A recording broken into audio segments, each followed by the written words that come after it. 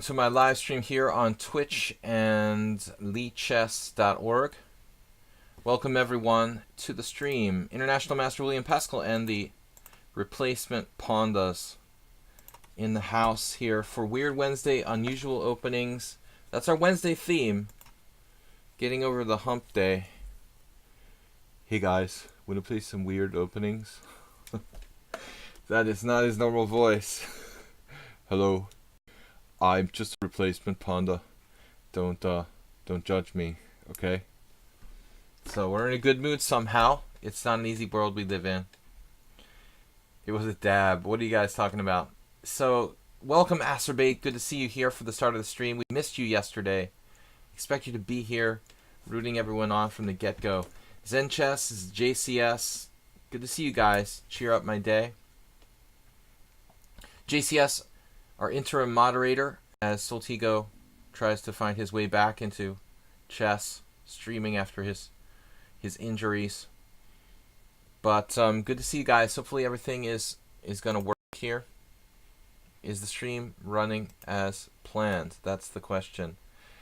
Let's change the title so it doesn't say Sladgie 12 noon. I don't need that in there. Wednesday.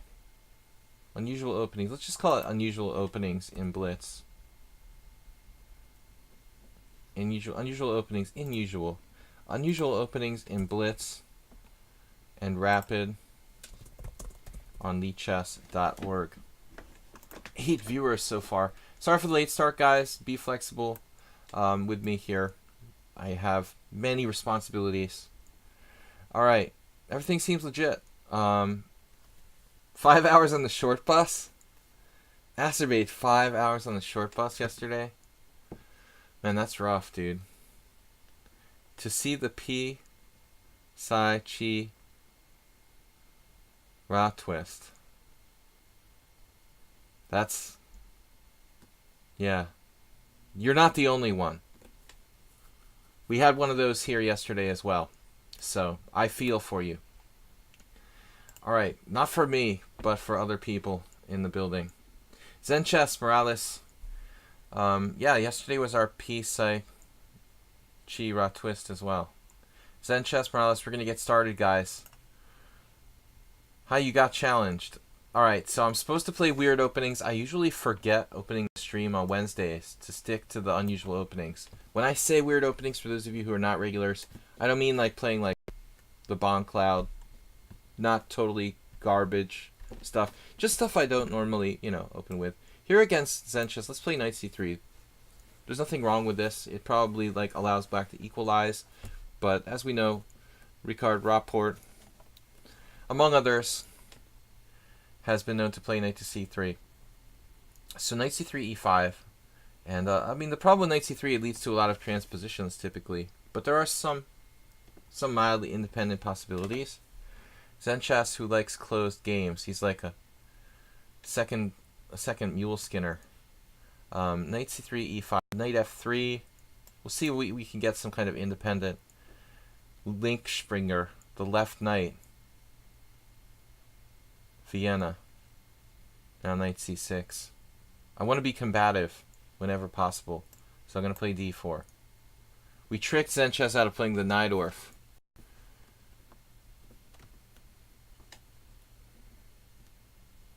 Zen Chess hardly seems to be warm-up material. Yeah, he's a little good for the warm-up material. Yesterday he finished second in our tournament. If you look at Zen Chess's score, it is separated, I think, a lot by date. He wasn't doing well against me for a long time, but lately he's really got some good score going on. Good scoreage. So he takes d4, knight to d5, the Belgrade gambit of the dunst. Yeah, that's ridiculous. We have to take the pawn back. Can't trick him. Well, what is this? This is a pure dunst. What else could it be? He could cooperate. We could transpose to the Scotch, obviously. After knight f6, e4. It would be a straight up Scotch.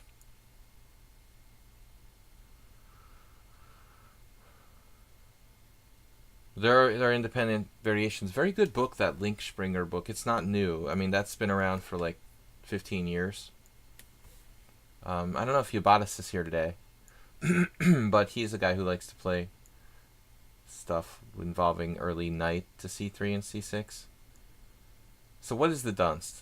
Well, the Dunst is one of many names for the move one knight to c3. Bishop b4. So this gives us some independent variation.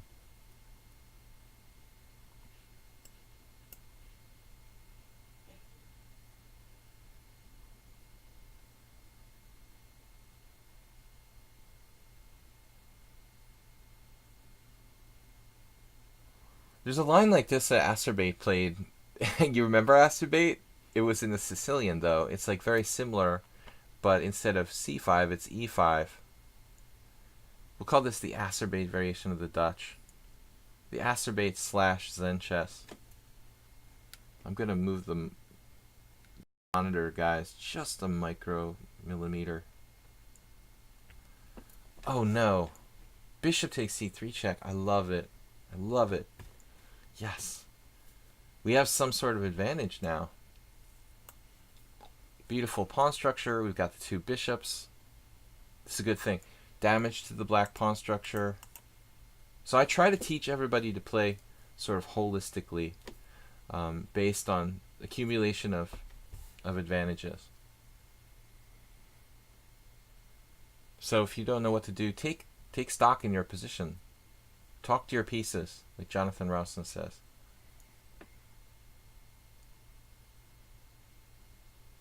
I don't really want to bring his pieces out for him here, but he might be intending some kind of queen g6. Yeah, I don't know about that. My queen is strong where it's at. I'm going to play e4. The tension is, people always, what am I thinking? The tension is always, maybe I should have just traded queens. I don't know. I let him damage my pawn structure.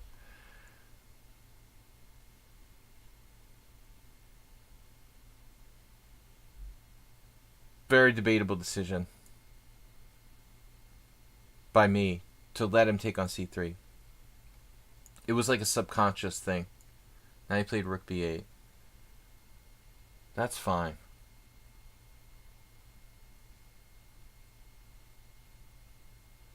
There's a lot of possibilities here.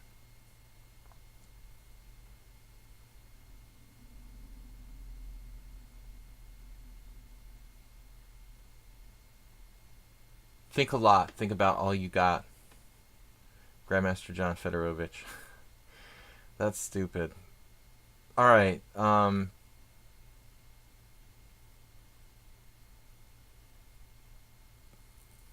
I or am I not? That rhymes as well.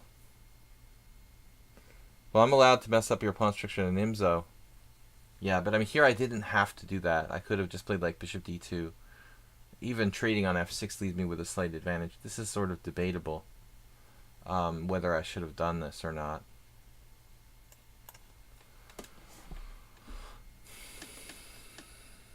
I'm not going to say that black is equalized, but I just don't feel like I had to play it that way. Here I am thinking he might have played queen g6. He couldn't trade queens fast enough.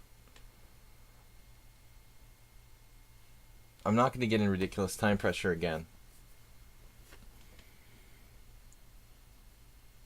I was looking at bishop c4, but what am I going to do after like knight f6 and d5?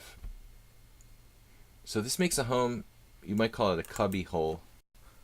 How do you translate that in other languages?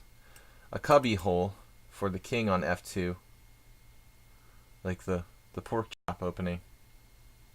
Someone said maybe queen a3. Queen a3. No. I'm not a believer. I mean, maybe queen a5 if you really want to make a weird queen move. That is interesting. I like that better. Alright, f3, d6.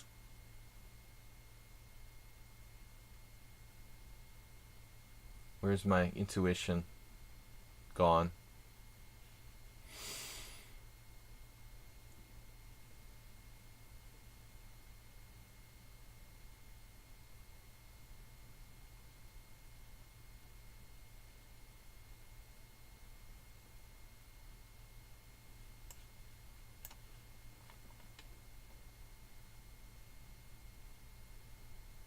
I think I just need to connect my rooks. This move is certainly not obvious. Another move I didn't really anticipate.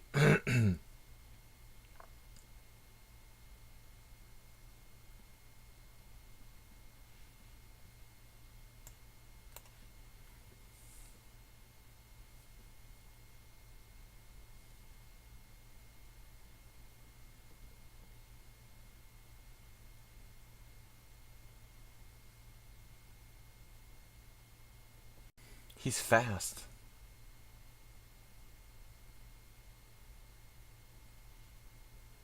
He's also underrated.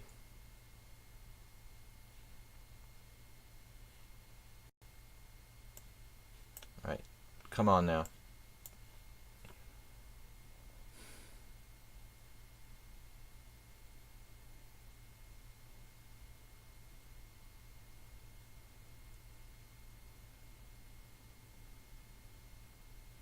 It's like outplayed me again. I can't predict any of his moves. It's like literally the third move I didn't predict. What about king d2 versus king f2?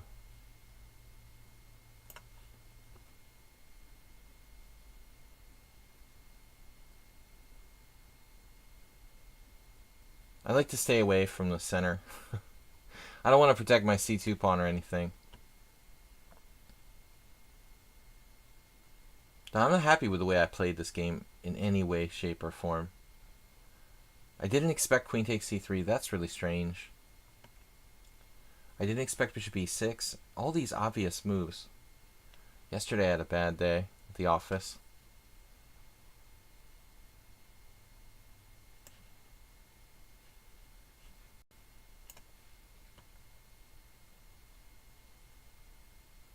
But again, maybe I should have put my king on d2.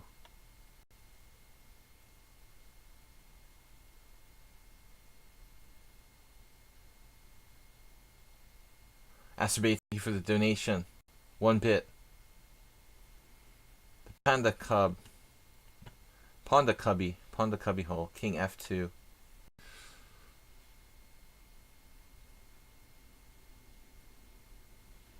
He's a fast and practical player. Very good at increment management. And a lot of people melt down and panic, but Zenchess has a good job and does a good job of not panicking when he's low on time in increment games.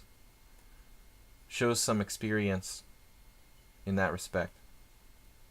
You can't expect him to melt down. This was a very hard move to find. I mean, this was actually, I thought, critical. But it might turn out to be a mistake. I don't know. I mean, he allows me to play a4, fix his pawns. Fix his pawn, particularly on a4.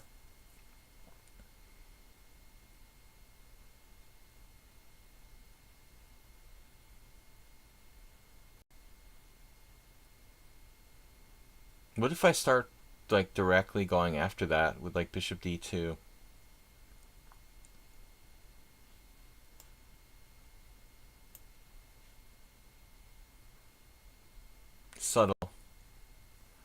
Subtle T-go.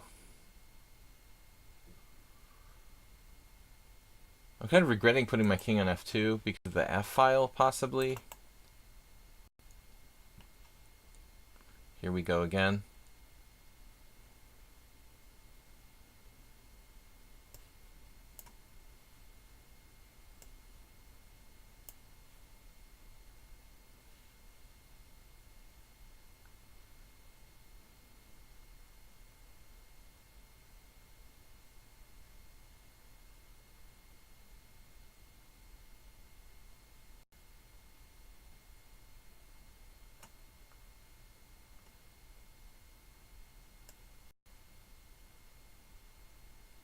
He's going to play knight b4 here. I guess I have to go here directly.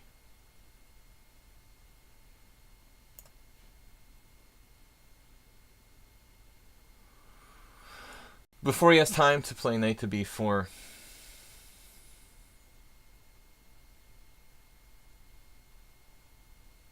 Wow.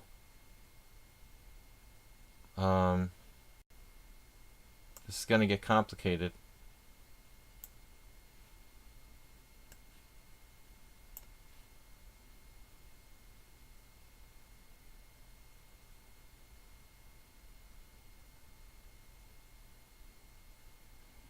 I'm on his c7 pawn. I'm not sure he wants to lose that.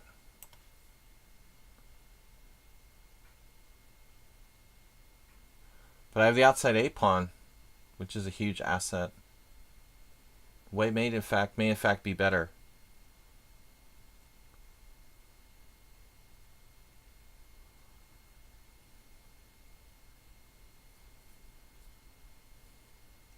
So you think rook b5 was a bad move for black?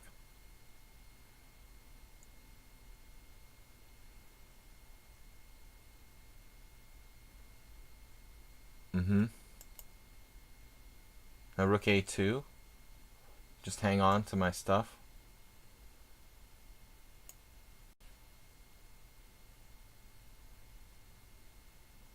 Though it's still extremely hard for me to... It's really extremely hard for me to make progress, I would say.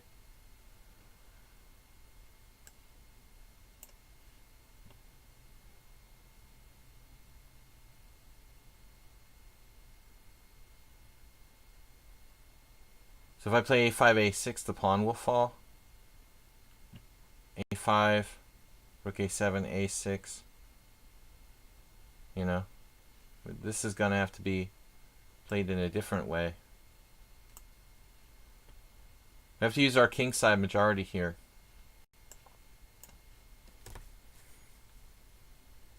Principle of two weaknesses.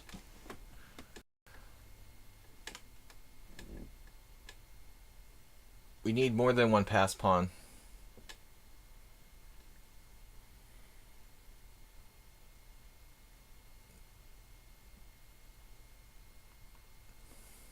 f5. Now he's going to blockade that way.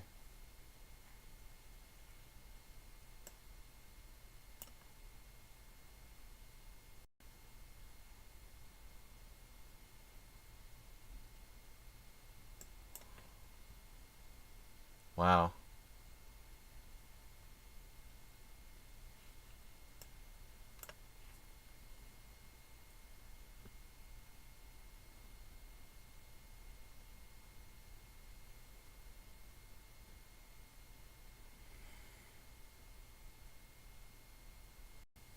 I guess I'm going to have to play a5 now. Really no choice.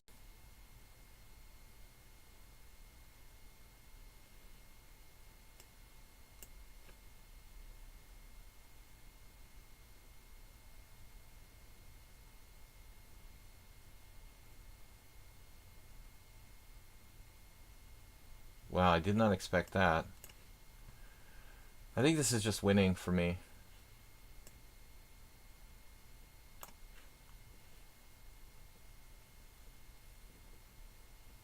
But maybe I'm crazy. Principle of two weaknesses. I mean, the two passed pawns. We just walk in.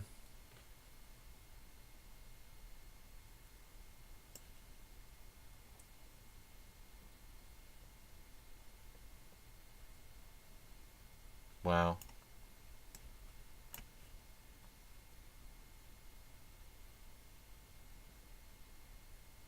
What?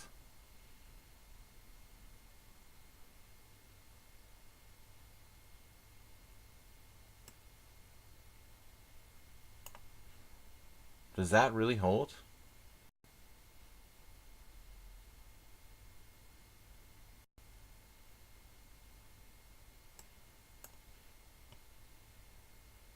Did I screw this up?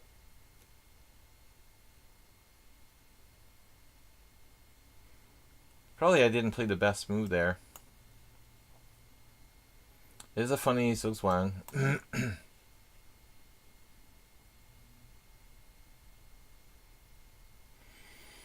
Man, very tough fight from the dangerous Zen chess.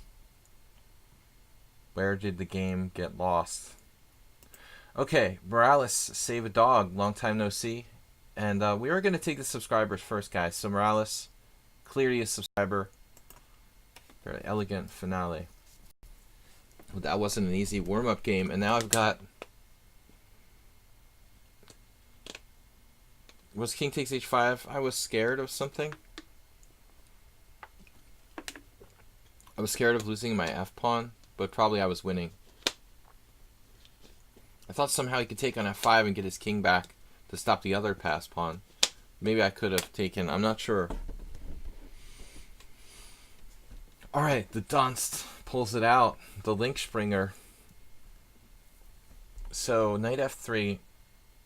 Very strange decision last game to let him play queen takes c3 check. That happens with me like lately. I haven't played too much yesterday and today, and I'm making my excuses in advance now. Welcome guys to the stream. We're playing Weird Wednesday.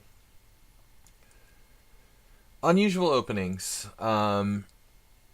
Alright, we'll do the Polish against knight f3. Play the Latvian. Hard to do here. I'd have to play f5, and he'd have to play e4. And then I'd have to play e5. That's difficult. b4. Symmetrical. Polish. Wow. So this is kind of a trick. It seems like he's threatening a4 here.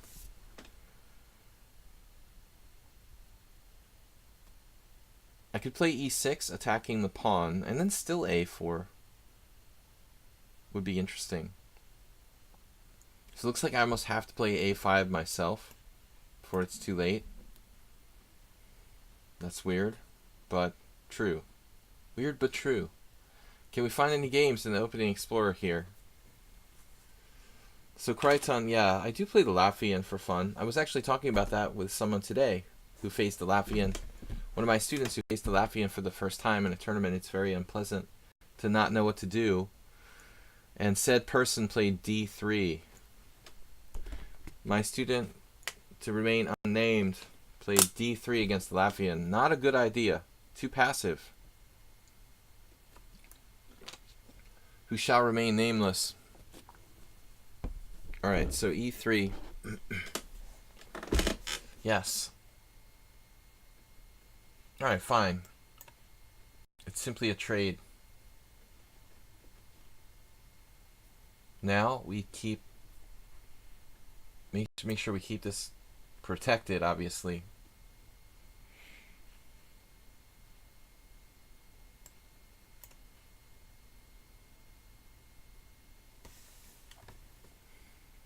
JCS says this is triggering. Welcome guys to my chess stream. International Master William Paschall. I'd like to thank Dim3337, Fishrat Cow, Zen Chess for donating to support the stream this week and last week as well. Now a4.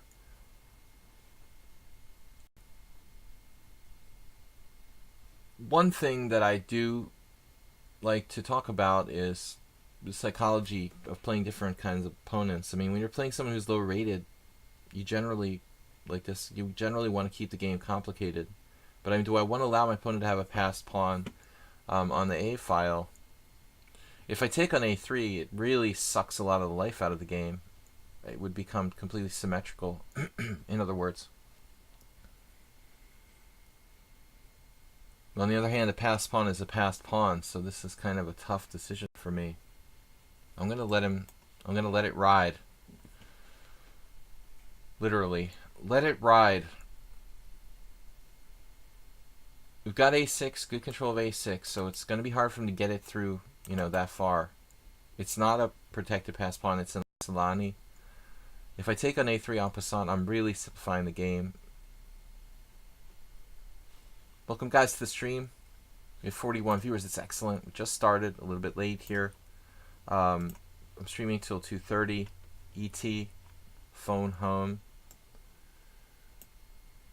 Queen e2. Now we secure our pawn on b4, further our development. So I'm not too worried about that pawn falling. Famous last words.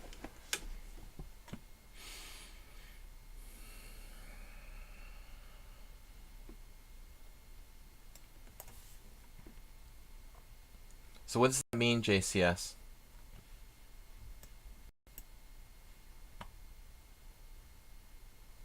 Now d4. Very well.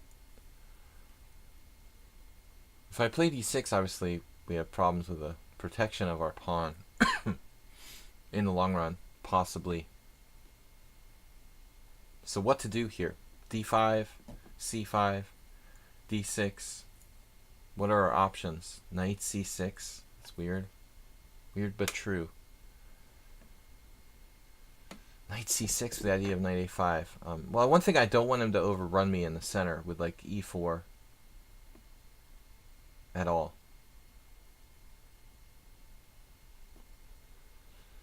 Don't want to get overrun. However, if I play d5, he has knight e5. Let's go for it. This will be kind of like a, what do you want to call it? Kolikotanowski. Now what? I'm thinking too much, as usual.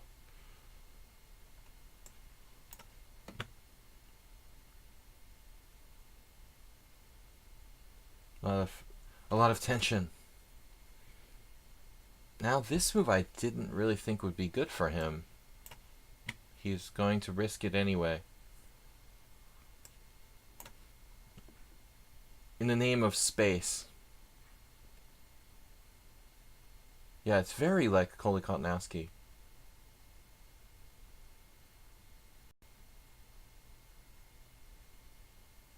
Oh no. Another one of those moves I just totally didn't expect. We're getting a lot of that today.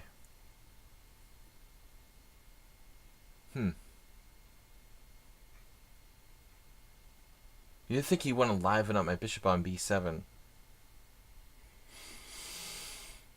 Live ammo.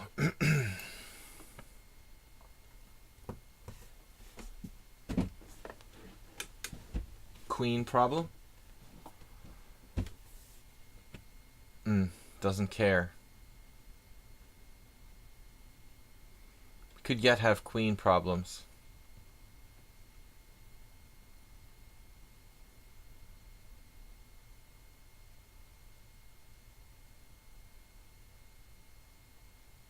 I'm not sure which way to recapture here. My original intention was to take with the queen, but it's a little artificial. But maybe I have c6 in some moments. Simply. I should take with the bishop, I guess. Because I take with the queen, my queen becomes a target. Yeah, now there's this.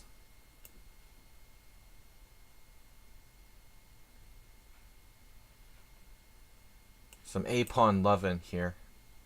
We're going to love that a-pawn. A love-in. That's what we're hoping when the a-pawn was isolated early on. Yeah, this is looking good.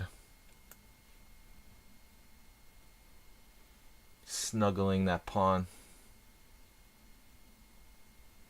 Another great day to pull questionable tactics. You should do this more often. It's just fantastic to watch. Says Merlin the Wizard. Well, I do it more often. You mean like B5 or just streaming? Merlin the Wizard. I mean, I'm streaming 6 days a week. That's pretty frequent. Can't do more than that. That's my maximum. But we have different times. If you're in Europe, you might not appreciate my later time. Many of my streams, typically like Tuesdays, Thursdays, and Sundays, I'm streaming in the early evening here, 4:30 Eastern Time, USA, and that might be tough for the European viewers. Now, there's that Kolikotanowski knight. You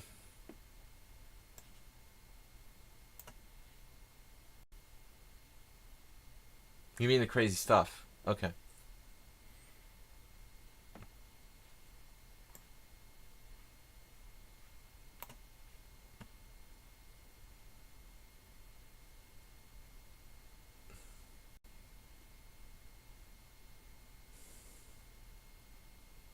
Oh no. Come on. There's got to be some sort of tactic. G6.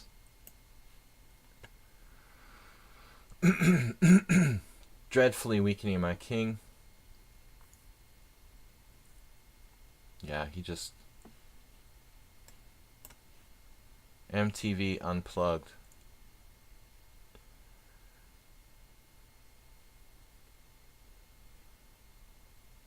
He just forgot about Captain Obvious.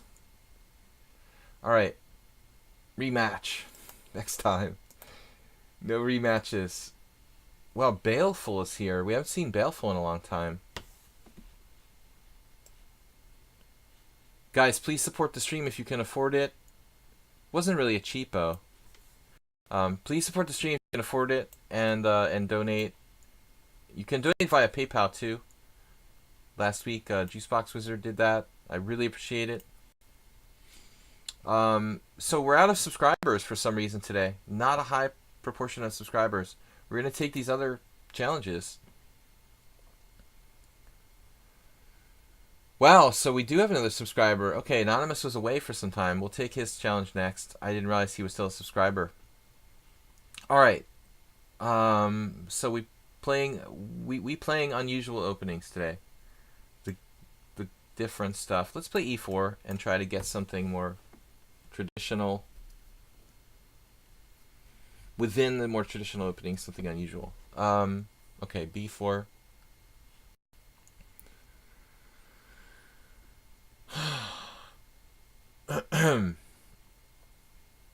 Okay. Knight a3. The Zweigentsev. I'm very bad at doing this. Zweigentsev variation. How long are we going to stream today? Another hour and 45 minutes. I usually do about 2.5 hours. Today I started 10 minutes late. You're gonna get shortchanged 10 minutes today, unfortunately. It's on the plane when they ask if a doctor's on board. Weiss Monsters, I'm not... Fear not, a subscriber has arrived to save the day. Has a doctor arrived? Is there a doctor in the house? Okay, knight c6.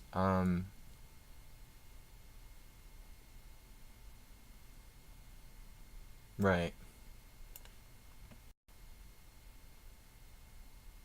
I'm not an authority on this by any means. I've only played like 1 or 2 games with knight a3 in my life. It was a little fashion like 10 years ago. In around 2007, I want to say. 2008. Let's see, g6. Not afraid of any stinking double pawns.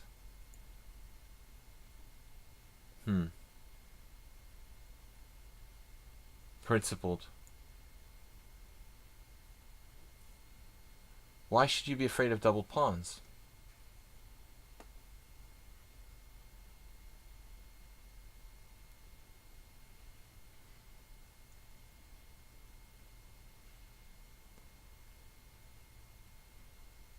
I like how Save a Dog is 1300 in Blitz. It's pretty low. But he has a good score against me in longer games. In the simultaneous, he's got a number of draws and wins. But g6 is a good move. Why the heck not? And then what am I supposed to do here? So c3, I would think. But I'm not really sure where bishop b5 really fits into this configuration. You know, I mean, is this even a good move?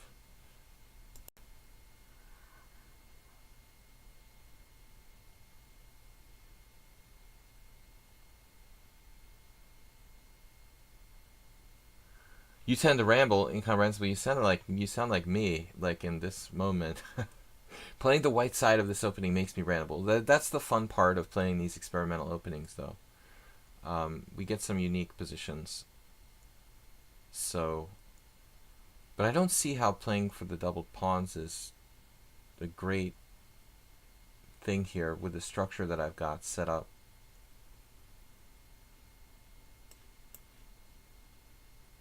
It's basically just a weird Rossalimo where I've played like knight a3, really early. I mean, other than that, it would be normal. C3, knight of 3, whatever. But putting this knight here at an early stage seems pretty strange at this stage in a normal Rossolimo, which is what it would be if my knight wasn't on A3. I saw Alexander Shabalov play this with white. The same position in the opening, I recall, bishop b5, years ago. But maybe he was messing around too. I mean, who knows? Everyone can try an opening like once. It doesn't mean they really know what they're doing. I considered even playing like f4, but I don't see how that's justified here. I mean, if you were to play a6, I'd probably think about taking on c6. Think about it. I still don't want to do it, but... Now this move surprises one. You would think it's not what I expected.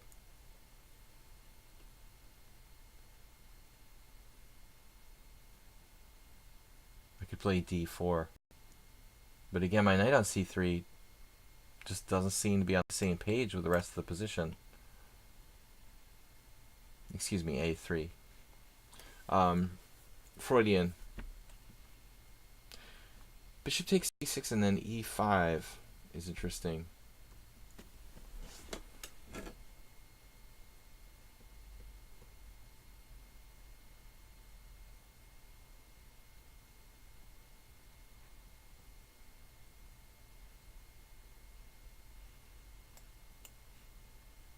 I'm not convinced.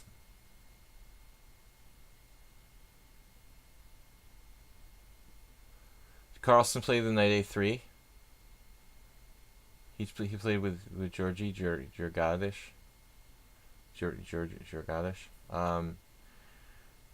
Perfectly possible. I mean, Magnus plays basically everything. His thing is just borrowing other people's ideas, picking and choosing other people's ideas well. That's Magnus's. You know, he's not an opening guy. He just finds, you know, oh, I'll do this.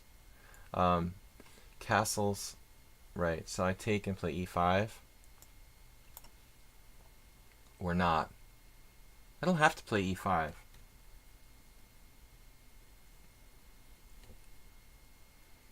But I can't leave my knight on a3 for much longer.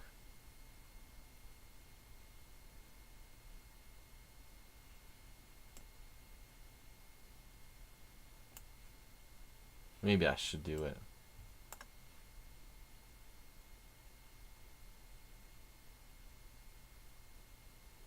Because taking is pretty bad for him structurally.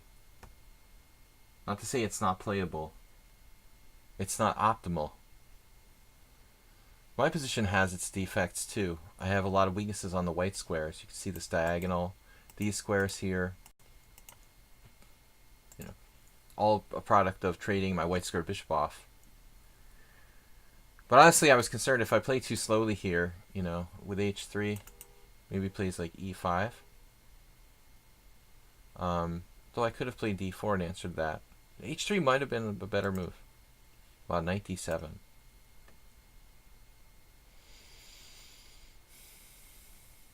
Wow, that's an extremely solid move.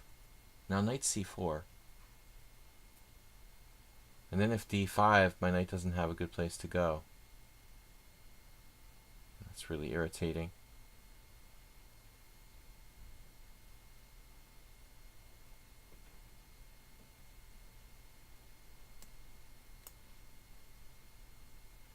He's playing the opening like a master, I would say. I don't know if I am. That's the question. Maybe I should have played knight c3 there, or knight c4, but d5 didn't appeal.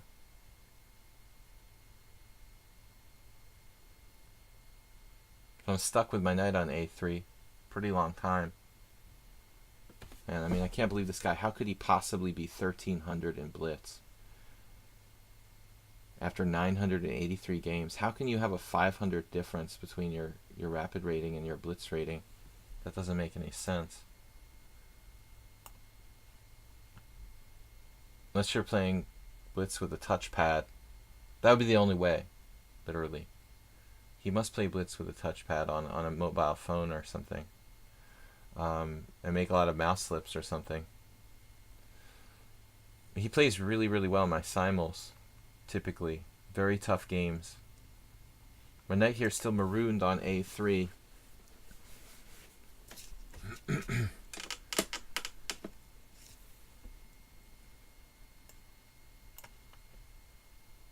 Well, he has some strategic ideas. I'd like to see an exchange of dark-squared bishops and leave him with two knights against his bad bishop, quote-unquote bad bishop and knight. Basically, when the opponent has a bishop pair, it's usually good to trade it off. In this case, most of his pawns, as you can see, the majority of his pawns are on white squares. So he has pretty good control of the white squares, not quite as much of the dark squares.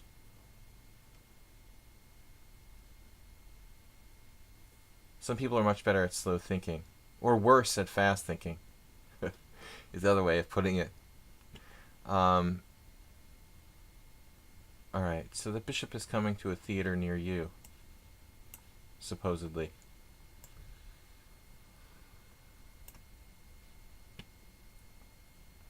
That's the thing. That piece, it's like the missing link, you know. What does it do in the Rossolimo in positions like this? It looks pretty. It has like, 7 potential squares it covers, it can go to, but it doesn't really do anything. And it can become really bad in an endgame scenario where white has a strong knight on the dark square outpost. Just knight against bishop on c8. Seen a lot of computers in the old days lose endings like that, where they just didn't see over the horizon that their bishop was bad, and going to an ending with like a bad bishop against the knight can be horrendous.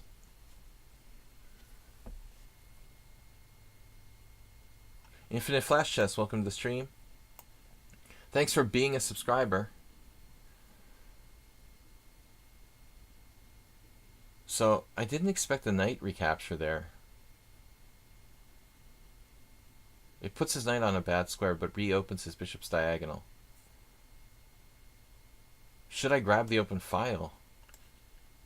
Kind of like, well, why not?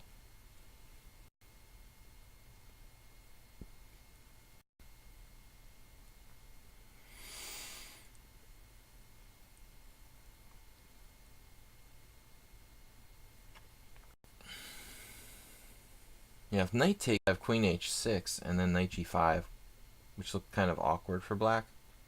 At the moment, if I play queen h6, he has knight f5.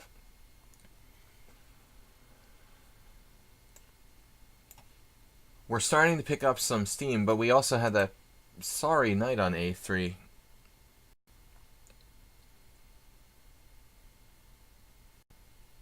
As we see, the weaknesses on the color complex very significant here.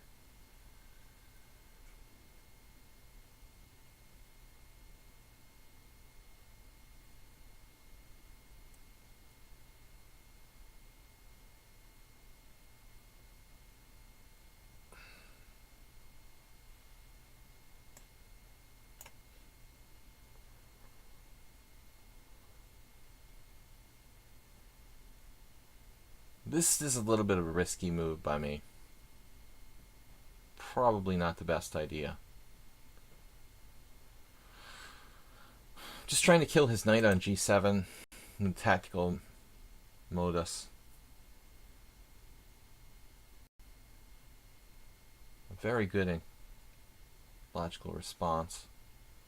So queen h6 doesn't really do anything. Still not bad.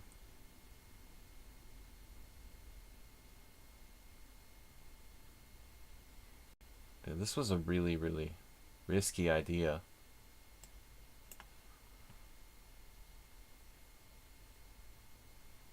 To play g4.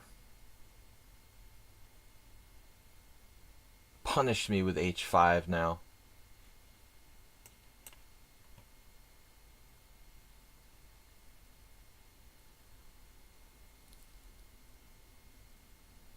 Punish me with bishop takes g4. There's all these tactical ways to crush me here. I just blundered a pawn.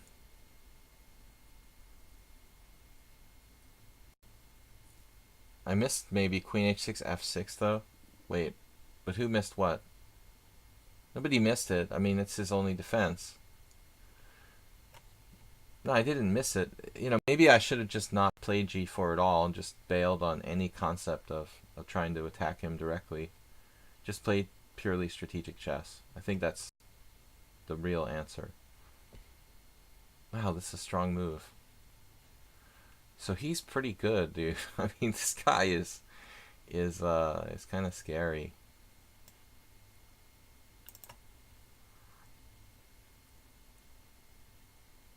He's been scary before. He continues to be scary.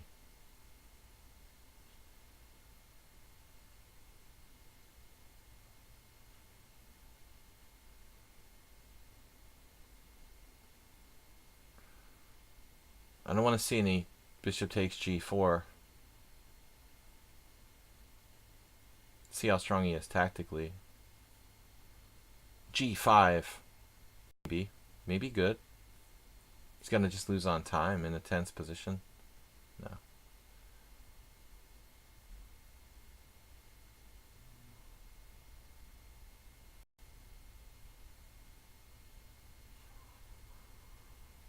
Perhaps I should play d4. I don't really know.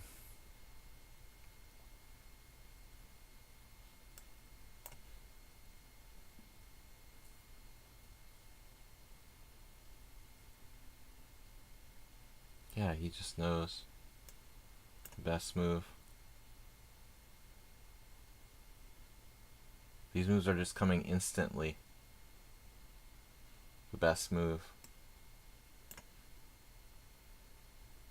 He's 1300 in blitz and playing moves like this? Seriously? That's kind of weird. Okay. Right. Now f5.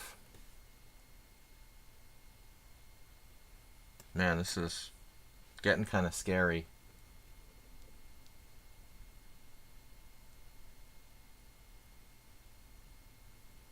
Almost lost on time, but not quite.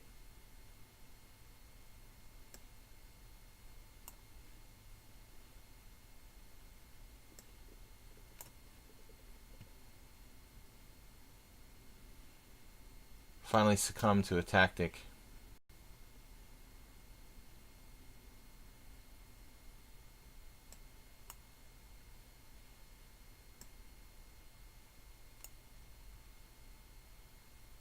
I forgot that my rook was my rook was already protected. Oh, and now he's just dropping rooks. That was a weird anticlimactic end. I think that black was probably at least equal after this h5. I shouldn't have played g4.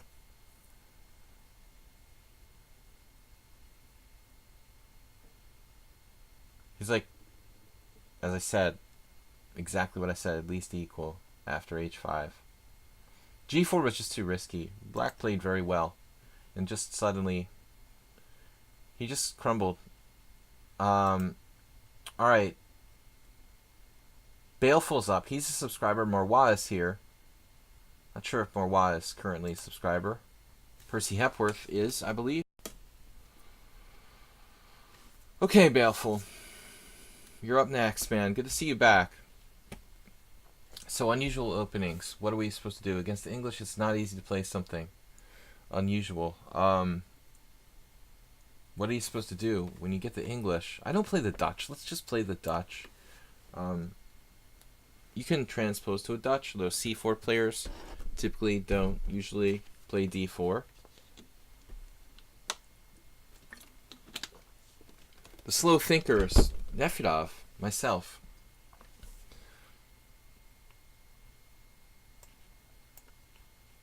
Yeah, Percy Hepworth.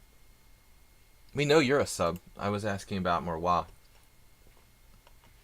But if not, we'll just play him next. We don't have too many challenges, so it's not a problem.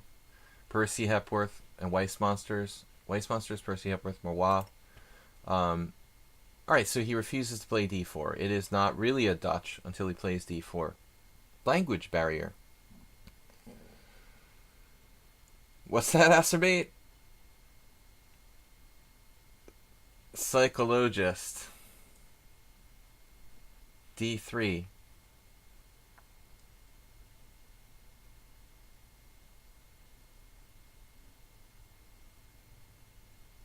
If it's not the Dutch, it's not the Dutch. I mean, what can I do? Now he could possibly play for E4, which is something to really think about. I mean, I gotta do something here. D3 principled. Well, it's principled, but it's also, you know, not principled. I mean, D4 is more principled in a way.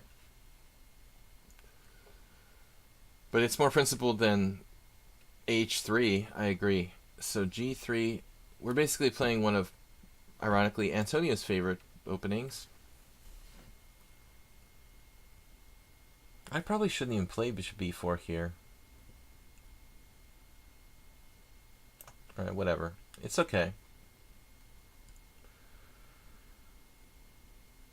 Bishop g2, let's see, d6. Queen a4 check. That's good. He's not down with the doubled pawns. So I'm playing the Grand Prix attack. But a fairly okay version, because my opponent played like d3, and that's a little bit slow. You know, there's no e3, d4. Those variations that are typically the best. The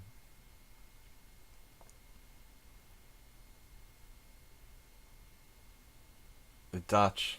I like the Grand Prix against the English, though. I'm almost cheating here, because I actually did play this, the reverse Grand Prix, in a number of games with success. I don't think I've ever lost with it. Bishop takes c3. That didn't play anybody really strong. Maybe a draw against an IM and beat some other guys.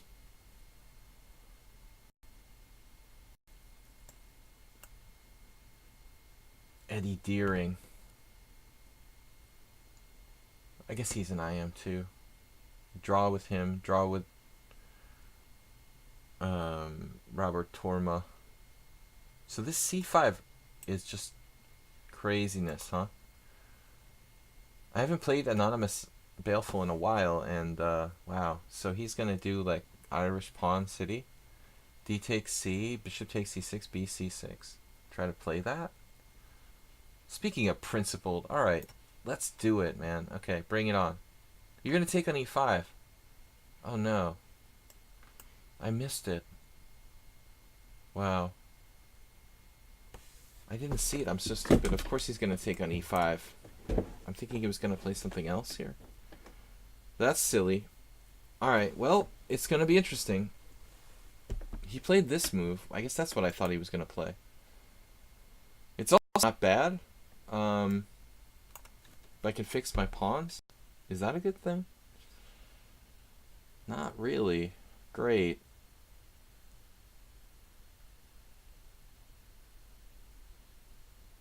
I was a little bit too quick to go into this. So now white is pretty good here. Maybe I shouldn't address this position materialistically. You know, 1, 2, 3, 4, 5, 6, 7 pawns each. But the defining factor here is the opposite colored bishops, I think. I didn't play this opening while I spaced on an obvious move, but there are some interesting factors, again, like the opposite colored bishops and also the lack of development, you know, for white here being something of a consideration. So I'm not going to try to cling to material ever in this sort of situation. We want to use our dynamics, whatever kind of dynamics we've got here. Let's see, d4. Nah. I mean, d4 would put the pawns in a vulnerable state, you know, where you can pick them up on dark squares. Bishop a6 should be considered. I mean, worst case scenario, I have compensation for this pawn, I think. If I choose to lose a pawn, I could choose to try to not lose a pawn, I guess. But I don't really see that working.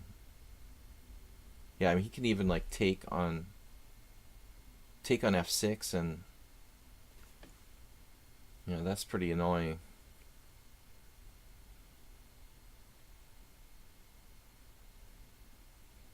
If I play rook e8, for example, he'll just take on f6. Doesn't he have to take the pawn? Play for structure, perhaps? Or not?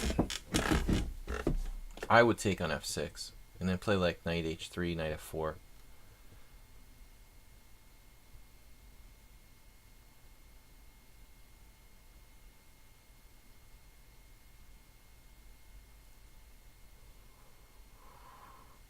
This is a tough one.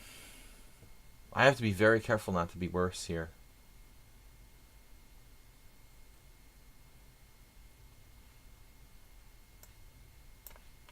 Time to ditch one of the c-pawns was called.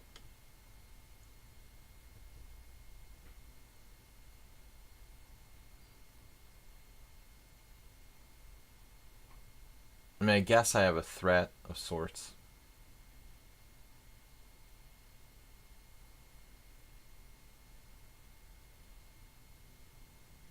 Hardcore materialists believe in white here.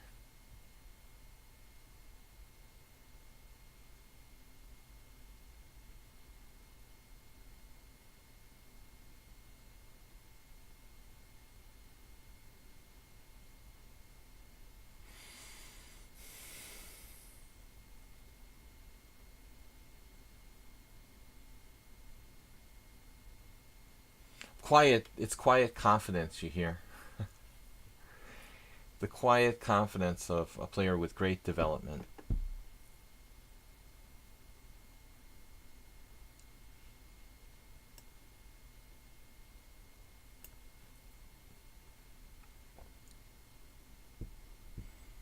Three pieces outstripping him in development. Who needs the extra c-pawn? I agree, bishop takes c7 seemed okay.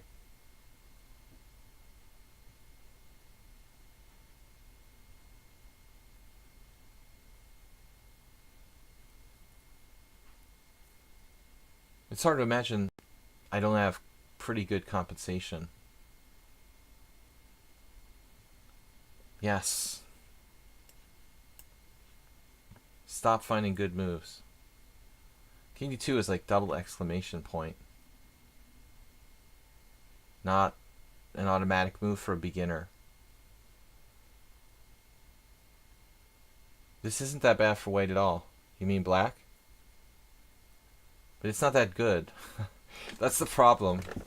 You know, you can look at things with the half full or half empty glass philosophy. I think that I had a really, really good position out of the opening. Now this move looks like a surprise of sorts.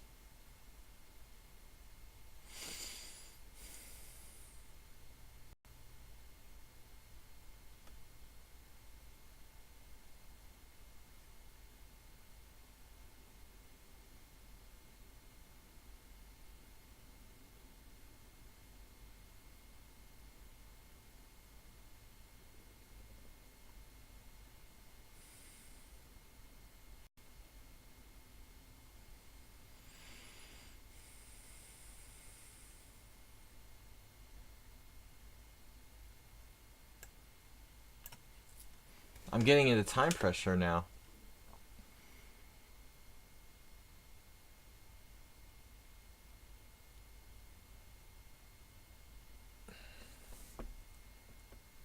He's a rock, man. Absolute rock. Fast, too. He's never beaten me in all those games.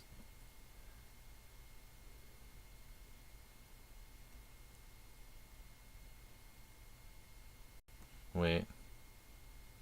Wow.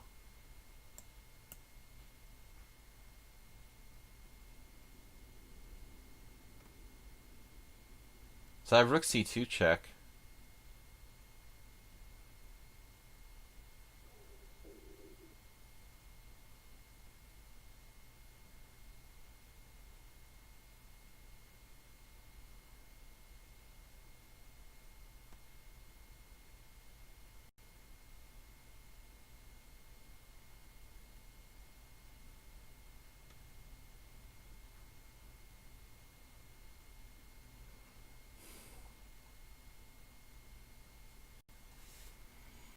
No, I mean, I don't think that's a good idea. Maybe he's not listening to the stream.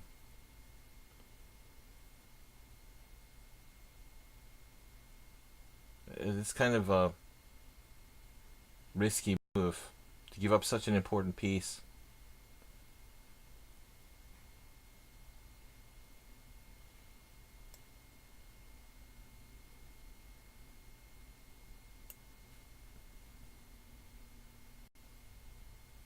Now the development is really telling.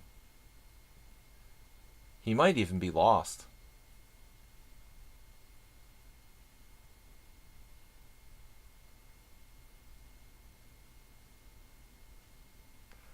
It would be good to remember that my guy is hanging there.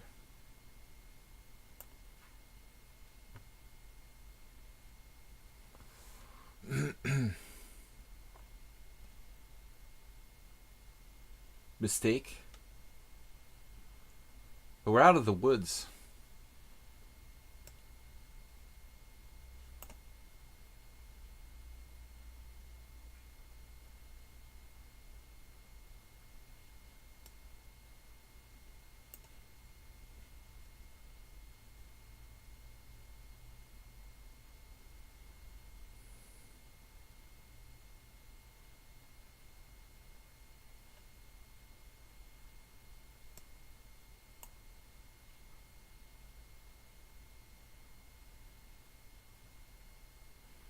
He's down. He's almost down this rook over. Down a rook effectively. Check. Check. Oh no. No, he just played too fast. TimeManagement.com.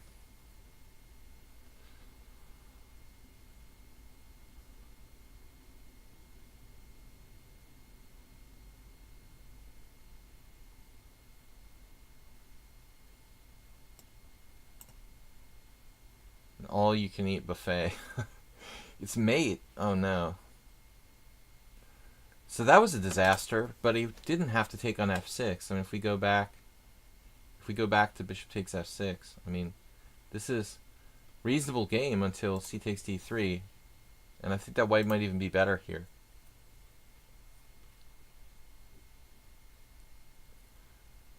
Well, he kind of fell into my trap with the last move. E takes d3, d4. I wasn't sure what was going on here, because after bishop takes d4, yeah, it might be like close to equal. If I play rook e d8, he has knight e2, which is a pain. So I have to play rook c d8. And then what am I thinking?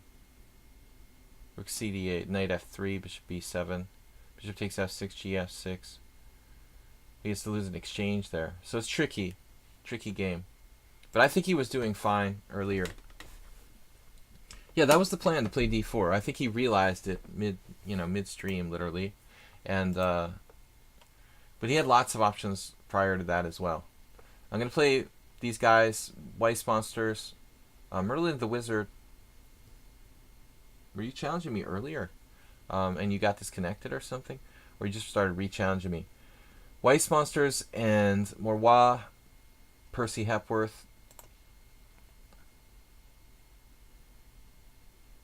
Supporters of the stream, unite.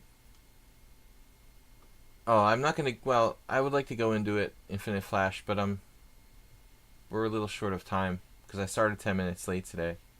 So I'm just gonna go on. So unusual openings.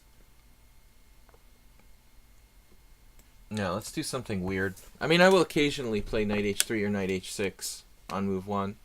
I did this in a tournament game once against the 2400. This was like my era of really not playing much at all. I was like, what the hell, I'll just play knight h3.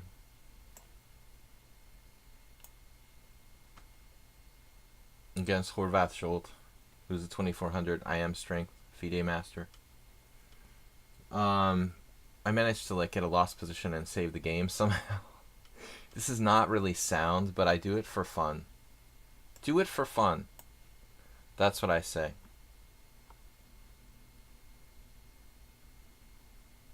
Merlin Wizard had to eat. Oh, don't talk about that now. You know I don't like to eat on the stream.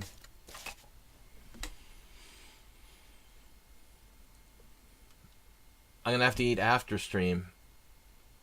We just gotta make it one more hour and 10 minutes. I'm like starving. Okay, I'm gonna eat these pandas. Ah, no, I won't eat the pandas.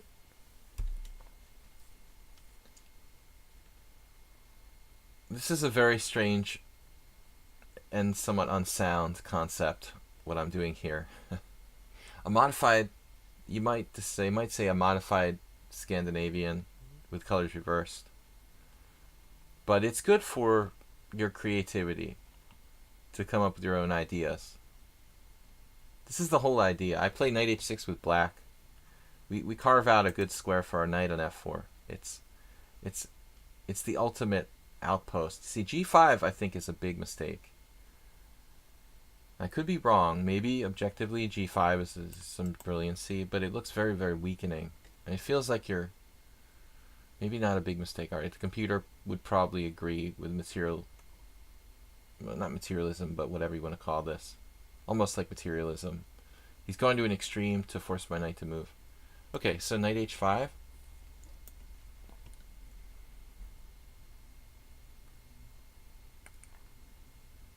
I don't know, man. That's pretty cool. This is a weird position. Well, you want... I mean, greener pastures. Unsound, you say? He says, hold my beer. Alright. h4. We could have shades of my game with Zen Chess yesterday in the Caro-Kann. I mean... Okay. g5 is not a move I would recommend playing without, you know, really putting some thought into it. The ultimate outpost has been criticized. So now, typically we want to destroy the enemy's center, but we have to be careful about that. The guy out there with no support. What do you want to do? Want to sack another pawn? Just blast him? We're absolutely crazy in this game.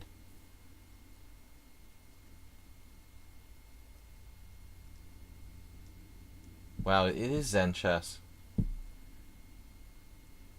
It's like literally Zen chess.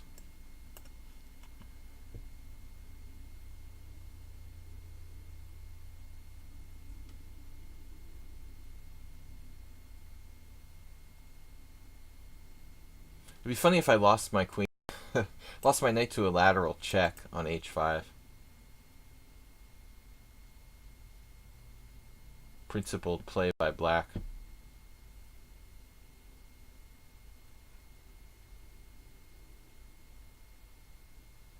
He's not buying this.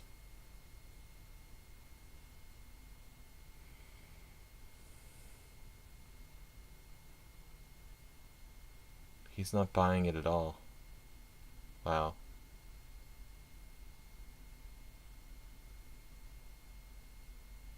He has a draw against me. We've only played twice. But that was a great game by White. Then the second game he played poorly. That was a Benoni. Okay.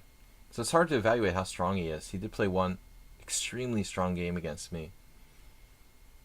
Okay, let's just take. I think this is a principled move. I don't know why I spent so long on this move, because it makes sense. I mean, knight takes leaves me in good possession of the center. Otherwise, we're going to just try to, you know, hopefully surround that double pawn eventually. Hopefully, eventually. Very, very optimistic concept. It's obviously not a sound opening for White, but we're trying to be experimental without going too far. Now he just lost his mind. He played g3. That doesn't make sense.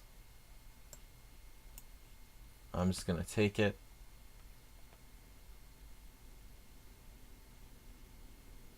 We got our pawn back. It's cool. I like getting our pawn back.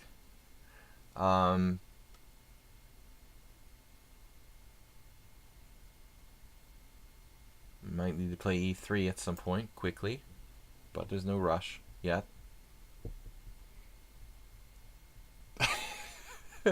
This is just funny. It's a little bit over the top, obviously. We're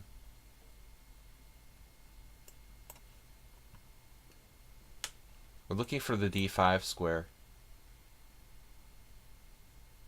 Really demented opening. Well, e3 is not exactly awe-inspiring. Queen e7. Man, it's a good move. Why the heck not?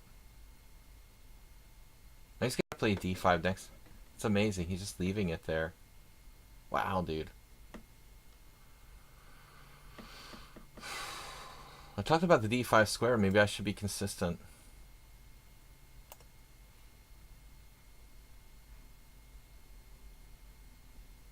The tension is killing me. Now I'm ready. I'm ready to rumble. b5, sacking a pawn. What would Scooby do? Over the top? I don't play ridiculous stuff usually. This is as far as I'll go. You know, the absolute maximum is like e4, knight h6, or knight h3 with white. I won't play h4, a4, you know, maybe not even f3, not the bomb cloud. This is as weird as we'll get. The idea is to play playable, normally semi-sound openings that are like a little bit offbeat. So he's like Dr. Dynamic here. Alright.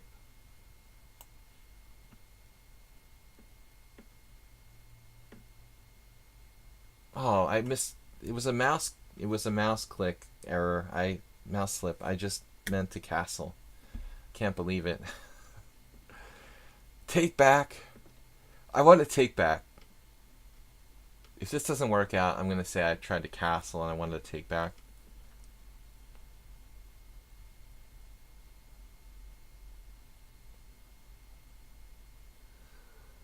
Positional nightmares.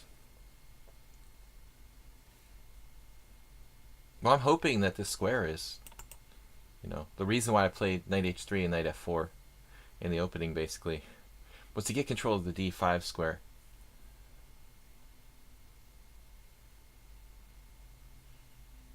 Again, not too awe-inspiring is my bishop on c1. I wanted to play b3, bishop b2, try to sort things out over there. He could obviously sack an exchange, but I could just take on d4. You know, something like rook takes g3, af takes g, maybe knight f5 gives him some cheapo potential, even though it might not even be sound. I kind of doubt it, if that's even sound for black. Guys, tomorrow is my subscriber stream. Don't forget to support the stream, subscribe, make a donation. Please support us with bit donations. A little bit war could be in order for today. Hint, hint. He did that. Master did that. So pawn takes g3. You know, I mean, knight f5, queen f3. I'm not really believing. They play Journey at Donald Trump rallies. I'm gonna, not to be political, incredible flash, but I'm gonna like burn all my Journey albums. Oh wait, I don't have any. Okay. No, rook takes g3. Seriously, what if we just take here? Just calmly just take here. Have I got a game for you? Terrible day at school today. I've been infected with reckless whispers and cheats. Restless whispers and cheats. Sounds it doesn't sound like Journey. It sounds more like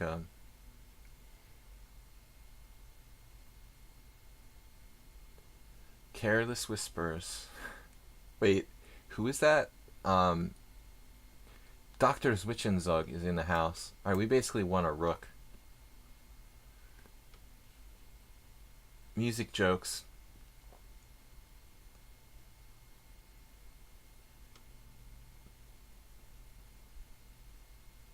Alright, bishop e5 check.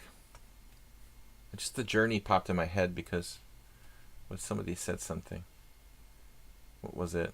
What reminded me of Journey? Oh. Actually, what did remind me of Journey? I'm losing my mind. King on d8. Anyway. That looks a bit much. You're down a full rook now, Waste Monsters. You got carried away.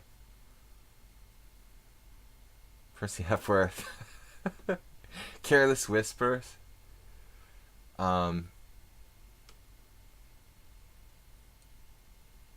Whatever.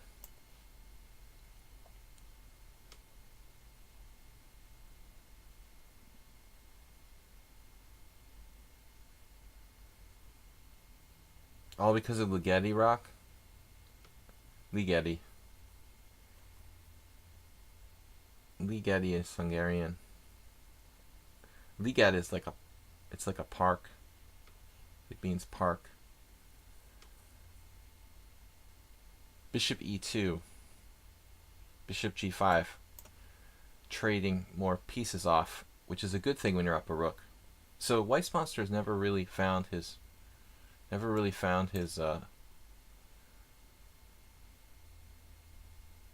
way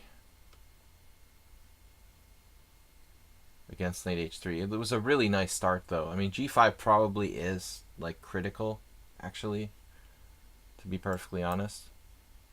But very few people have the cojones to do that. But kudos for trying it. Oh, mate, in the middle of the board with two bishops. We have to do that again? I'm overusing that Emery Tate quote. Mate with two bishops in the middle of the board. I don't know, there's no mate. I don't see it. Queen a4 check b5. Queen a4 check, king d5, obviously. Queen d7 check. No, that's not going to cut it. Let's just do this. Win a queen, by the way. Oh, this is going to be good. Wait. There's no immediate mate. Knight c7 check. Nope. It's obviously a bad move. Letting him out of the mating net and back into the mating net. Where is the mating net? Does anyone know where my net is? My nate. Where's my net? Amazing how hard it is to actually checkmate people. You can quote me on that. Waste Monsters is enjoying this. Always mate with the smallest denomination. Knight c7 doesn't work. Then I can mate him with the bishop. Otherwise he would put his queen on d3. Yeah, I'm just b5. I have to mate with the queen anyway. That's stupid. Okay. Back to the next game. I'm going to play Percy and then Morwa. Because I don't think Morwa is currently a subscriber. We'll play him next. Morwa's up next. And then Merlin the Wizard. I guess no, Mershad maybe first. Because Merlin left and came back. That's not the same as getting disconnected. Alright. Alright, no more knight h3. That's enough of that for today. Let's try to play something a little bit more normal. That was fun, though. It was fun. We should do one ridiculous game. Maybe that's the way we should do these from now on.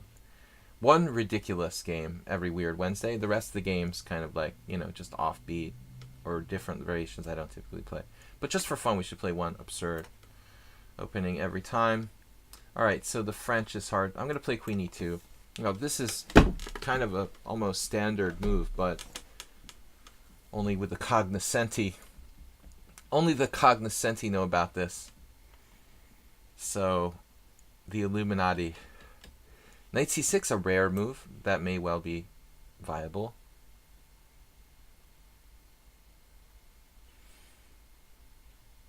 World Championship starting in excuse me. Anyway, starting in 2 days.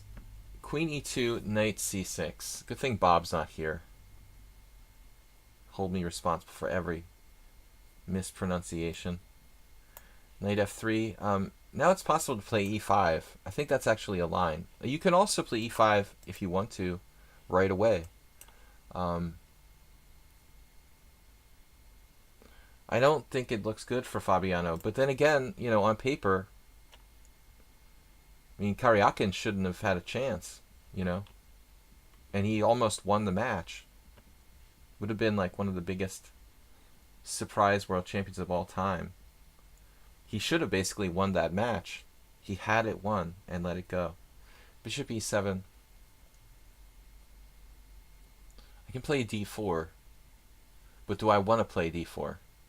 It's the million-dollar question. I mean, my queen is on e2. I can't pretend this is like a normal position. Typically, you play like a standard King's Indian attack.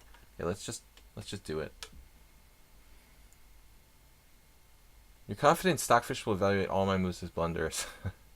That's confidence. I'm curious about your g5 last game. Is that really like the best move?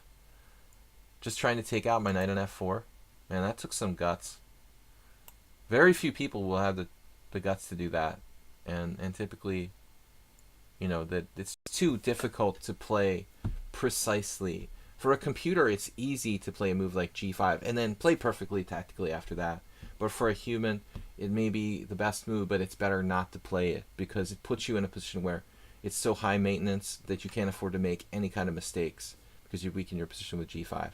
So, if you understand what I'm trying to say. Now what? Weird King's Indian attack, basically.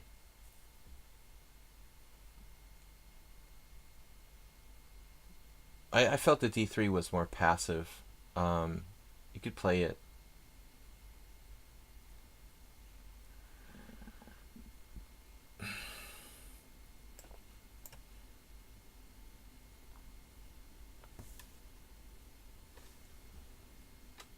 Now you think it's a blunder?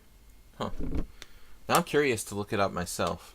I'll definitely take a look at that game if we don't have time here on the stream, but I will like to go through my games sometimes. When I get some free time, maybe 11 p.m. tonight, I will pick out a handful of games that I played, you know, typically, and maybe go over them briefly. G5 would have scared the crap out of me. Well, when you play something like that, Acerbate, you know, this was a very deep opening that I invented in the middle of the night, like 10 years ago. The idea of playing for knight f4, knight f5 by creating an outpost. All right.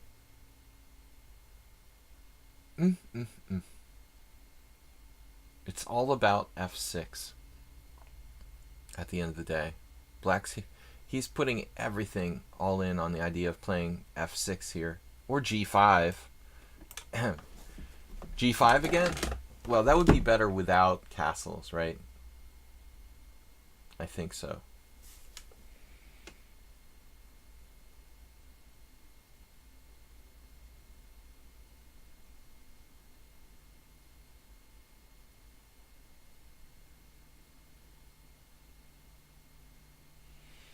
I think we have to be a little careful not to play d4 and overextend our structure.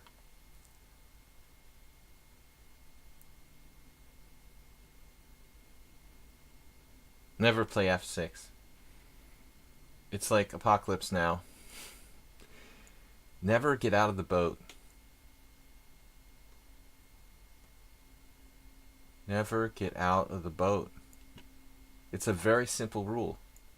You never ever play f6. No, I mean, think here, like, this is an exception. He's playing a French with a knight on c6.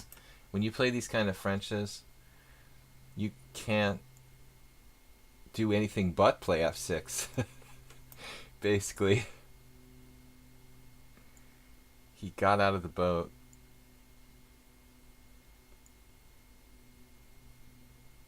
But I'm glad I didn't play d4 because that would be real estate I couldn't really afford to maintain. And that would be a pain to have to protect the pawn on d4 right now. And have all kinds of white square weaknesses. But what do we do now? We still have the option to play d4. I'm like thinking about this move I was condemning a minute ago. Like it's a real move now.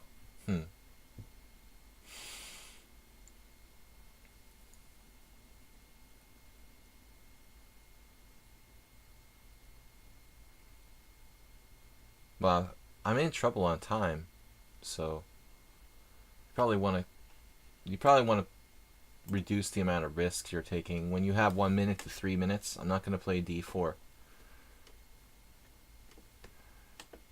Yeah, that's the way I talk about space, Asterbate. It's like real estate. Don't overextend yourself. So many people have gone broke like that, just buying. It's like Monopoly, right? Chess is basically... Did you guys ever play in Monopoly tournaments? Just to troll people, I used to joke that I played professional Monopoly. I had this sort of ridiculous spiel about it, but it's basically like Monopoly. Yeah, I'm a professional Monopoly player. My strategy is to buy everything. Those people in Monopoly who just buy everything and they've got nothing left, to even like pay if you land on one of their properties, or if they land on one of your properties, they're like bankrupt. It's kind of like that. All right.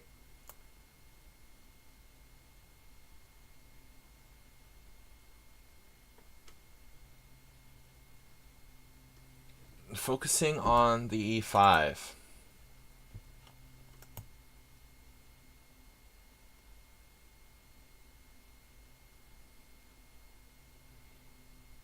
Yes.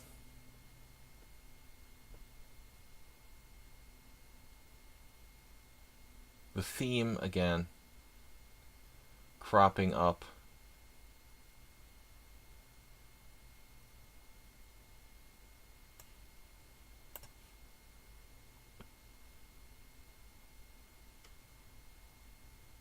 Nimzovich.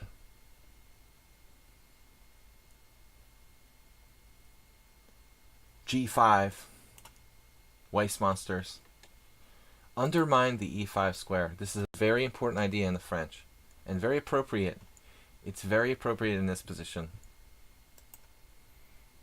You guys don't like my sarcasm. Compact. See, not playing d4 left me like not overextended.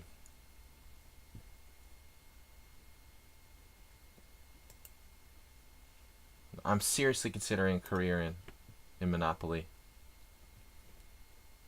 Chess just isn't working out.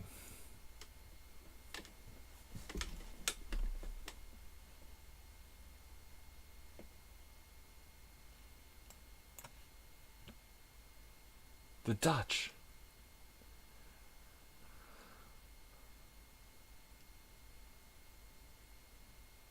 It's the good coordination for black here. He's not super happy about that. Queen h5.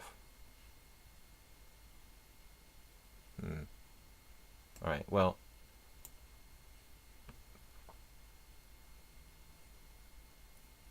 Queen g6. He's doing a good job. Actually, check his score out. Wow, I didn't realize he's like plus against me. He's literally not plus. Equal. Whatever. Plus, equal. It's all the same. Just a number.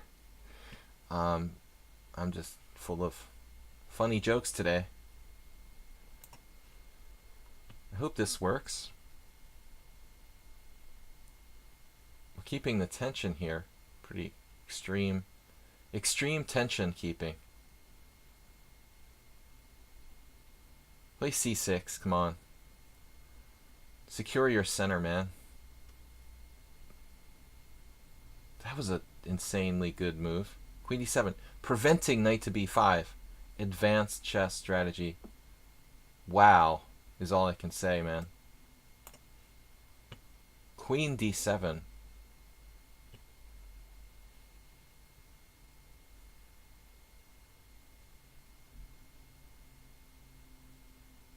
Do we ever have a tactic?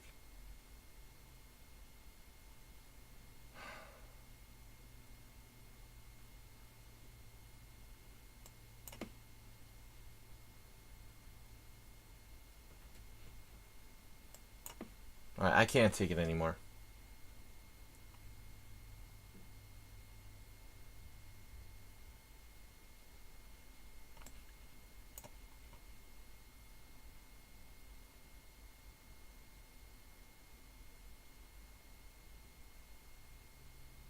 He's 1692, but he plays this tough. It was a good year for Christopher Columbus.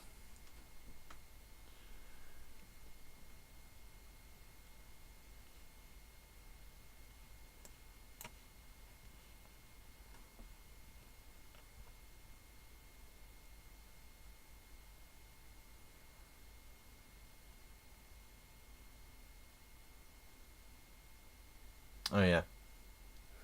Sorry. I knew there was something wrong about that.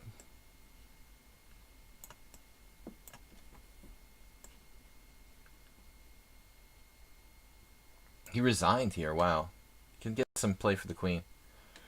Yeah, 1492. I knew there was something wrong with 1692. I couldn't figure it out. I was like, wait. No, it's 92. That 92 sounds right. But why isn't it not right? Ugh. Destroyed my joke.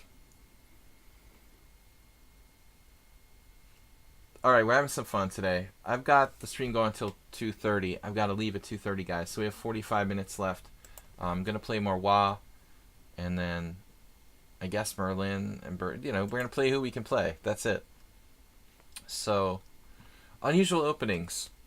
If you guys are subscribers, I would take your challenge first. There's not too much time left. 45 minutes. So, unusual openings. Let's play something with D4 based unusual openings. I've been in America for too long. I should know when Christopher Columbus discovered America. You know, being in America, it's more relevant now. I don't normally play the Trompowsky, so that makes it an unusual opening for me. Oh, someone suggested B4. Sure, we could play B4. The H6 variation of the Trompowsky. Well, what is this? Wow. Morwa, I want to say, you know, he's a good player. He has a lot of talent, but our best hope against him is to exploit his relative lack of opening knowledge. So H6. It's not that bad. You know, that's all that we can really say for that move, I guess. Essentially.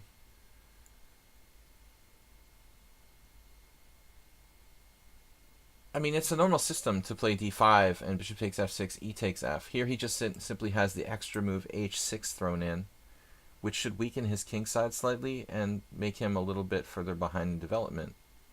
But at the same time, I don't think it's all that bad for black. It's back to the 5-hour grind, Plymouth Rock. I was just up in Plymouth a couple weeks ago. Almost visited the Rock, but I just didn't have the energy. I haven't been there since I was a little kid. Alright. Now, what do we do? What are we supposed to do? Actually, I never play this, so I don't know, you know? That's the problem. Take 92 or something?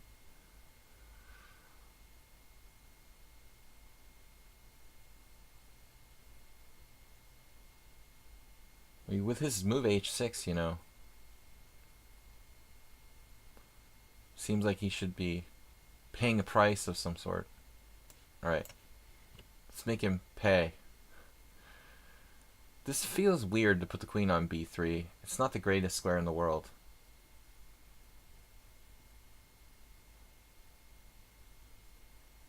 What time is it in Hungary? So it's 7:47.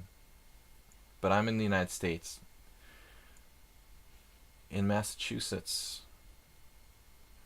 Okay, so now we take with the queen or take with the pawn? I guess we take with the pawn. to increase our central pawn preponderance. Where are the Hungarians? Wait, they're in Hungary. Okay. Yeah, I'm stuck in the United States now. I'm trapped here for an unclear amount of time.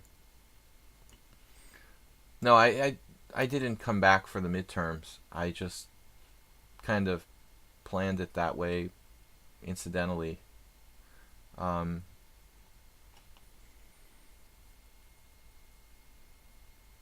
It's not like even voting in Massachusetts really matters because you have no effect on overall picture. It's funny if you live in there's only like 6 states where voting actually matters. No, okay, knight c6.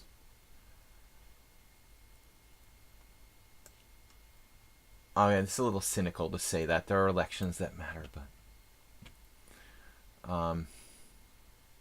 anyways, no, that's not why I came back. Family responsibilities. So because of Orban's wall. Orban is the original creator of walls. His walls are the weak little metal fences, but the concept is his.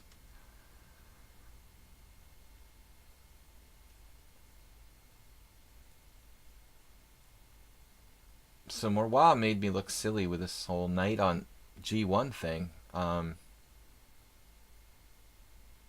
feel stupid about putting my bishop on e2 now as well. Maybe we go here? Is this going to be okay? This feels very artificial. I should have just fianchettoed my bishop in the first place. See, this is what happens when you play an opening you don't know. You start drifting, you don't really feel comfortable with the themes and the typical things that happen.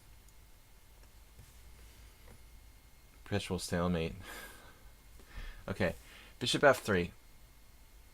I am in the United States for the foreseeable future until at least February, it looks like. At the moment, I was intending to go back in a couple weeks to Hungary, but my plans have changed, so I'm going to be remaining here in the United States until at least early February, keeping the same approximate schedule. Okay, queen f6. So it's basically an aggressive. The g5 theme in the house again. Speaking of the house. Alright, political innuendos. Knight e2.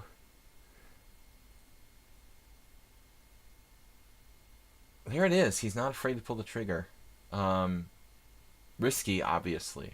You know, I don't know if I would have done that, but he doesn't want to see a replay of Weiss Monsters. I'm known for this now. I have a reputation for putting knights on f4. So he's just like, I'm not going to have that happen today. I don't care about my king. You're not putting a knight on f4. Cabbage rolls. Perpetual stalemate. Funny to hear someone make an English translation of that concept. I'm not big on them either. I'm not big on it.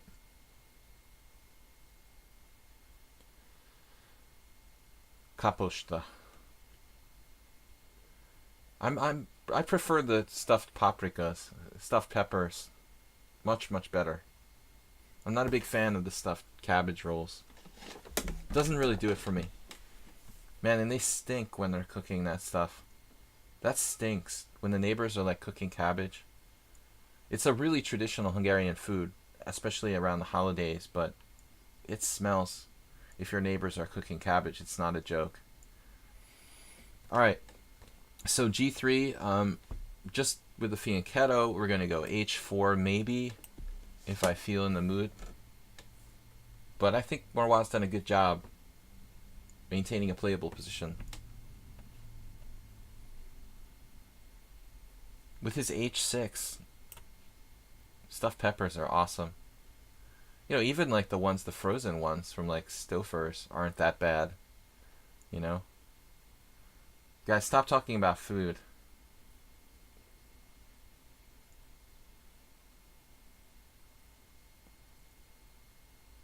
Alright, it's not a joke. I didn't eat lunch yet. Okay, knight e7.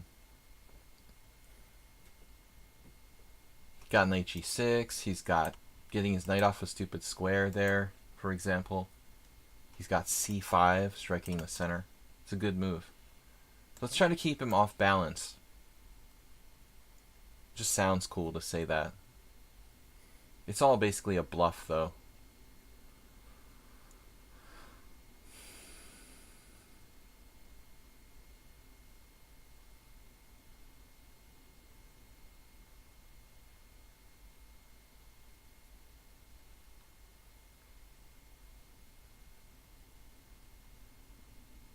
Castle's queenside.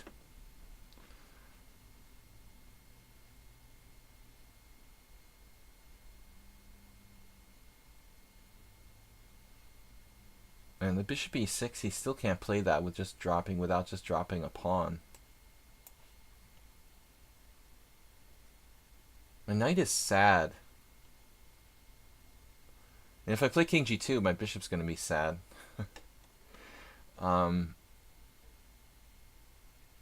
He's speaking French at me. It's not fair. I don't understand French. I did Spanish in high school. And I speak Hungarian and little pieces of Russian. But I can't do French. Alright, king f1. This is our second king f1 of the day. Wow, uh-oh. He's sacking a pawn on b7 now. Queen takes pawn with bishop c4 coming. I have a bad feeling about this. He also has bishop c4 coming, which is the bigger issue, really, I think. That's nasty. I don't like you anymore.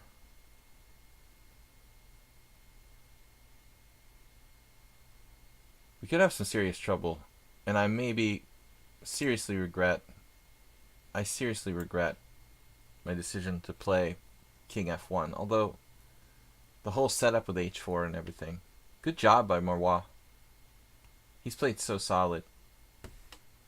No, bishop e6 was a long time coming. I think that was a move I feared for basically the last 6 moves. But here maybe he's hoping I take. He takes the pawn. That would be deep.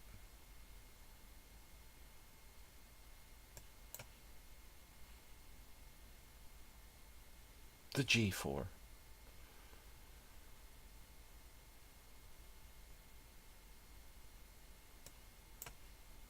Which way does he play? Knight takes or pawn takes?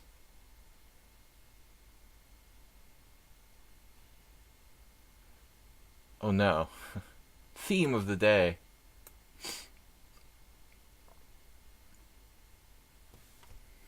Very complicated position. Sacrificing my g-pawn here.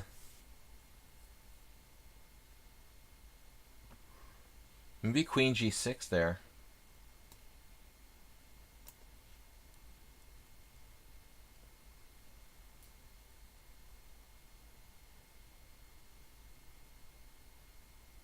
Oh no, he just impaled himself. The magic knight on h5. The theme of the day. Okay, no, he was really doing fine. I think just lost on the clock. He was really doing fine, like right up till the end, literally. Maybe black's better in this really weird position. Even his recapture there, the computer doesn't agree. But I don't really think white's position is easy to play.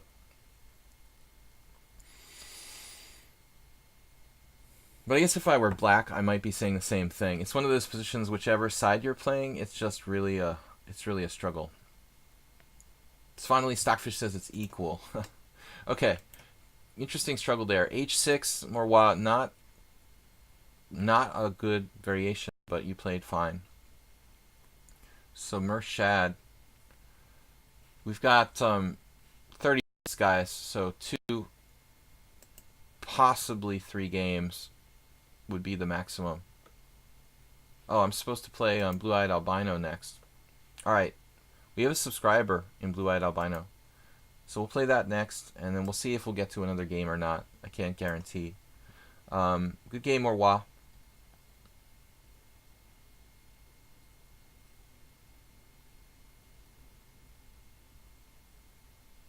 Alright, yeah. So we're playing unusual openings today. I'm going to play knight c6 in honor of Yabatas. Is Yabatas even here? Maybe he's not even here. Spectacular Camel. Guys, please support the stream. What happened to the bit war today? Knight c3 is a good move. This is curious. And I like that. I played that with white successfully. But I'm not familiar with bishop e3. You're supposed to play d5. I don't think this is really necessarily sound to play like a long-term pawn sacrifice. But who knows? Maybe it's good. I don't know this too well. An alternative. He's basically playing like a black Mardimer now. Okay. I understand. But actually knight c6 is a good move against the black Mardimer in many situations. This one I'm not sure about. I played it very early. So if I play g6, he plays, yeah, g6, d5, knight b4. Bishop b5 check shouldn't be a problem, should it?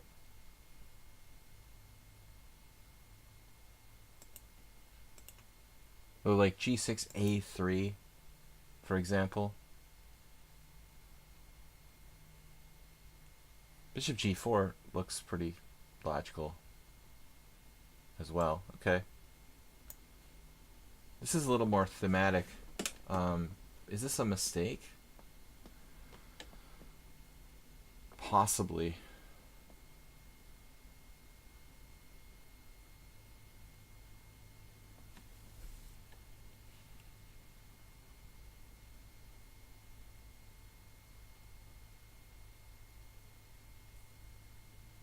Bishop e2 seems too passive. I thought maybe even d5, trying to lure me into like knight e5, knight takes e5, bishop takes d1, bishop b5 check, which is like a classic trap. So bishop e2 is too passive. I'll just keep repeating myself. Acerbate, thank you for the donation of 3 bits. Starting the bit war. Yes, we're encouraging the bit war. We're doing it. E6. Guys, we got a 30-minute period left for today's stream. Queen d2 looks a little too robotic. Roboto.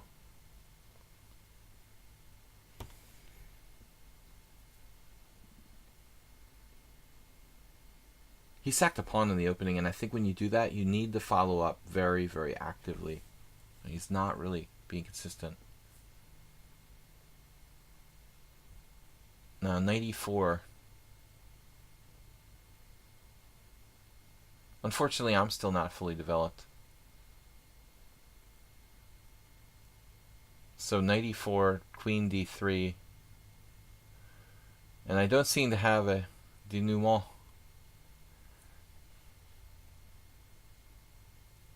There doesn't appear to be anything special for me there, sadly. Almost.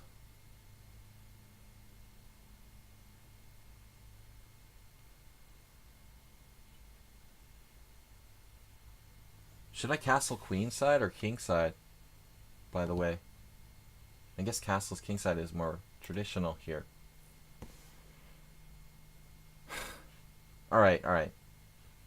We're going to take a political break now. The midterms was enough yesterday. I don't want to hear anymore. We watched, everybody watched TV all day. It's like watching the Super Bowl every day. H3, bishop f5.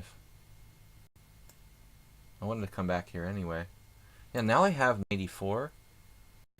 It seems a bit more effective now. Knight e4, queen d3, bishop f5. Then there's some weird move like knight to c4. That is getting just strange.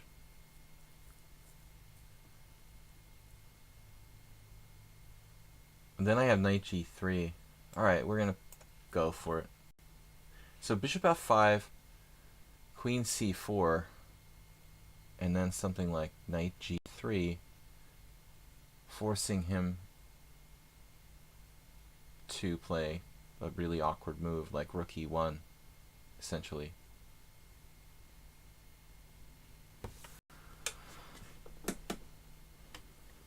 He can of course play queen e1, but getting yourself in that pin and not getting out of it seems kind of strange. Get the king to d5. He did it anyway. He played queen e1. That looks like a traffic jam. I had a similar theme against Yabatis the other day, where I could have mated him and I didn't. Bishop takes c3, bc3, queen e7. The idea of queen a3 check. But I think this is a case of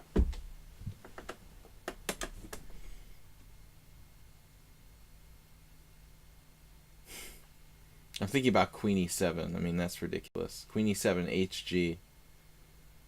Bishop takes c3, queen h4.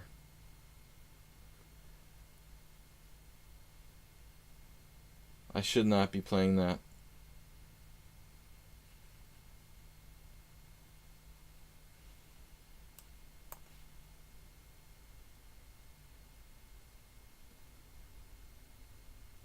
Well, I mean, to be honest, Infinite Flash Chess, like, if you played knight c3 instantly, it's probably not a bad move. I mean, it's the kind of move that you should play in a bullet game or something, but the disadvantage is that you basically force him to make the correct move. In general, if you keep the tension, you create more opportunities for your opponent to go wrong. I think that that's why most players are, often making mistakes. Maybe I keep the tension too much sometimes, but basically people are afraid of tension, and that's why we do the lazy thing, we do the easy thing more often than keeping the tension.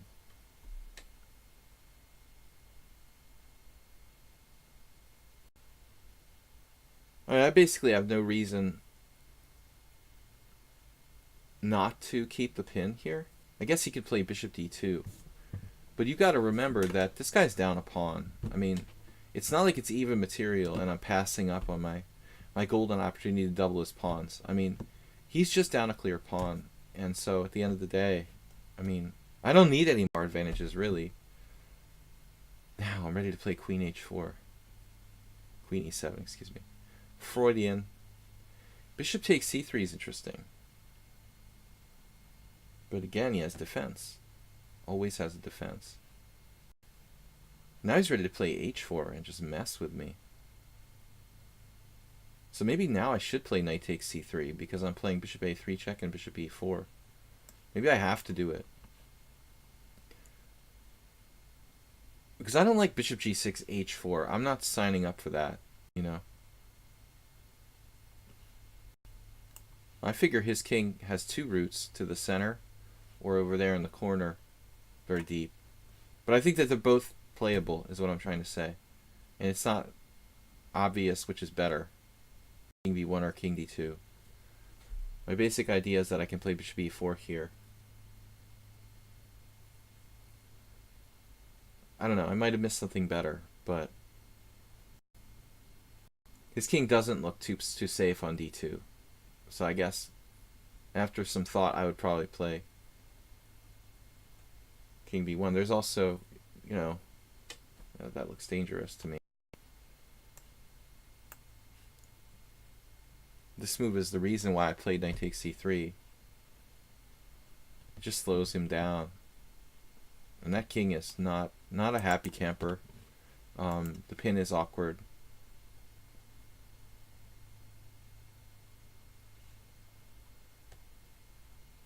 And the way position is unsound. He's... But at the end of the day, again, he is just a pawn down, so It's very bad, but it's also like not necessarily fatal if I don't increase my advantage somehow. I'm gonna play Blue-Eyed Albino and try to get one last game if I can with another player, Merlin there. Aspirante is not gonna make it. He challenges me often, but he's too late today. Queen G3, that's a good move.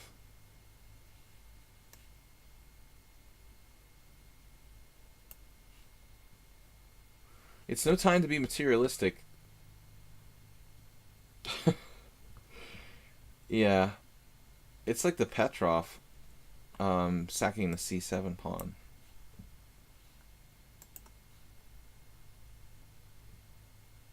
No, it's no need to change the time control. 5-3 is the fastest I do. So that's fine. I have time to squeeze in those last two games. Thank you for asking. So guys, thanks for watching and subscribing. Please don't forget to donate to the stream. Check out my YouTube channel, Video Chess Training on YouTube. And don't forget that tomorrow I have to send out a message to everyone. But don't forget that tomorrow we have our subscriber stream, Thursday. So if you guys want to submit games via my account, Sparkle Horse. I can't find a pencil that's like not broken. Okay. If you guys want to submit games to my account, Sparkle Horse on lichess for the Thursday subscriber stream, if you are subscribers, obviously you can do that. So Rook HF1, I'm kind of flagging here. Not on time, but energy-wise. This is not about materialism. This is about mate, you know, and playing for an attack against his king. It's not mate, but we're just attacking his king, trying to rip him apart here. I'm not grabbing A pawns for the sake of grabbing A pawns. Napalms.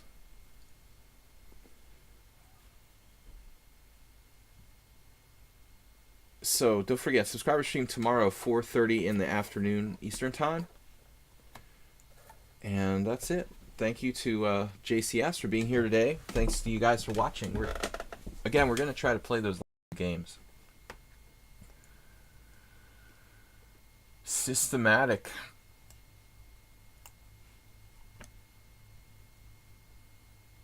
No way in.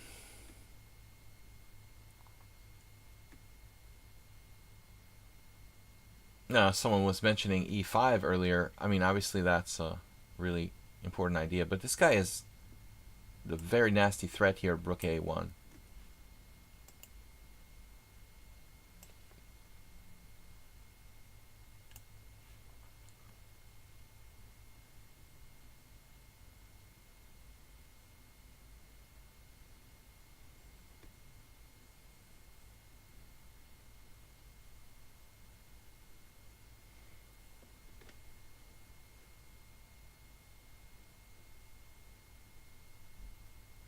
Yeah, that looks just materialistic and dangerous. So now I have a very, very big idea. Knight b4 check right away might not work because of knight b4 check takes rook c8. So I have to do this first. And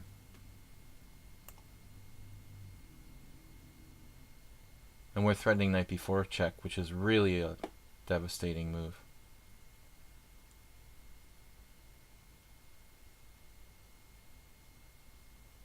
Rook d2. Rook d2. No, it's still not mate, right?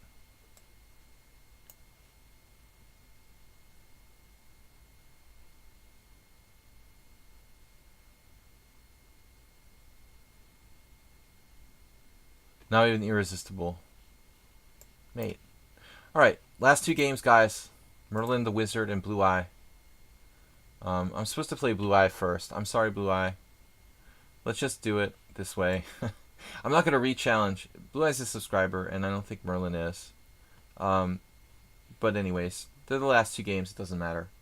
Unless you had to be somewhere in the next 5 minutes, which you might. Alright, guys. So, we'll save the last game against Blue Eye. My Blumenfeld Gambit hasn't been working too well lately. I'm not going to play that this game. I lost yesterday in a Blumenfeld. But I was right about that. If any of you watched the stream yesterday when we had a blitz tournament here on lichess, I suspected a move that I played was wrong against the Aldo guy, and it was correct, my judgment after the game, that I shouldn't have played queen b6.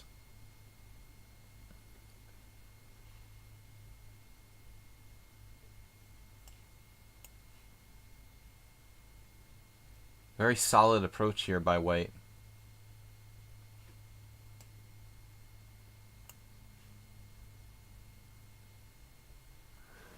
From Belgium. And let my Belgian beer. It's too early in the day to be drinking beer. I didn't even eat lunch yet. Beer goes well with lunch. But I've got to work all day today, so it's not easy. Tomorrow stream again, 4:30 in the afternoon. I'll see you guys then. Thanks for watching. Thanks for tuning in. Thanks from the Pondos. Hello. Goodbye. Yes! Alright, I like to see this move a3 because that's just kind of a waste of time, as well as possibly letting me fix the pawns with a4. And a4 is a move I have to be careful about. I usually try to judge this carefully. But I think that in a vacuum I like to play it. If the pawn is not going to get overextended, then it's good to insert that. Artificially weaken the c-pawn. Disarm his b4 advance, gaining space. Bob is here. Sorry, Bob. The beautiful purple color, I like that. You want to check out this position from a game I played this morning. Speaking of the undefended bishop, yeah, you have stuff like queen c2, knight g5 type of tricks. Twix.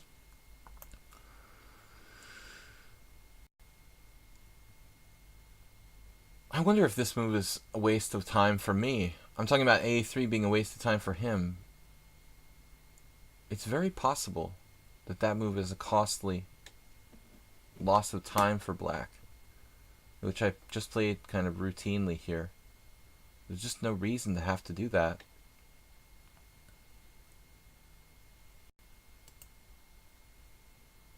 Probably best just to develop my pieces with knight on bd2. Okay, he could play knight to d2 and play for e4 anyway, but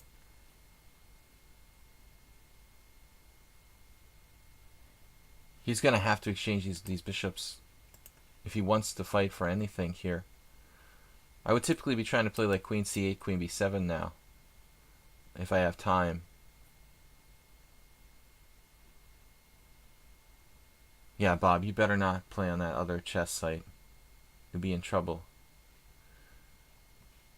Last game against our friend Blue Eye coming up next. Yeah, I mean e4, it seems like a problem. I don't really want to see him playing e4, though I may not be able to stop him in the grand scheme of things. Maybe the truth is that I can't stop him. It's like inevitable. So yeah, I mean bishop e4 was just a clear tempo loss. Absolutely stupid move. We're gonna have to like let him play e4 because I don't see anything better. Just basically threw away an entire move. There was just no reason to do that. Unfortunately, I have knights, so I can't really have a bad bishop here. But he can have a good bishop or a bad bishop. And by putting my pawns on dark squares, his bishop is pretty happy with that. You love lichess even more now. Lichess is open source.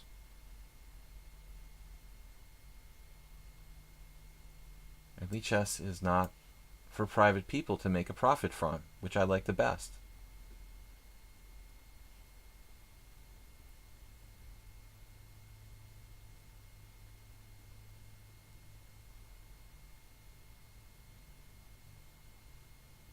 arguably a positional mistake to trade his strong pawn on d4 off.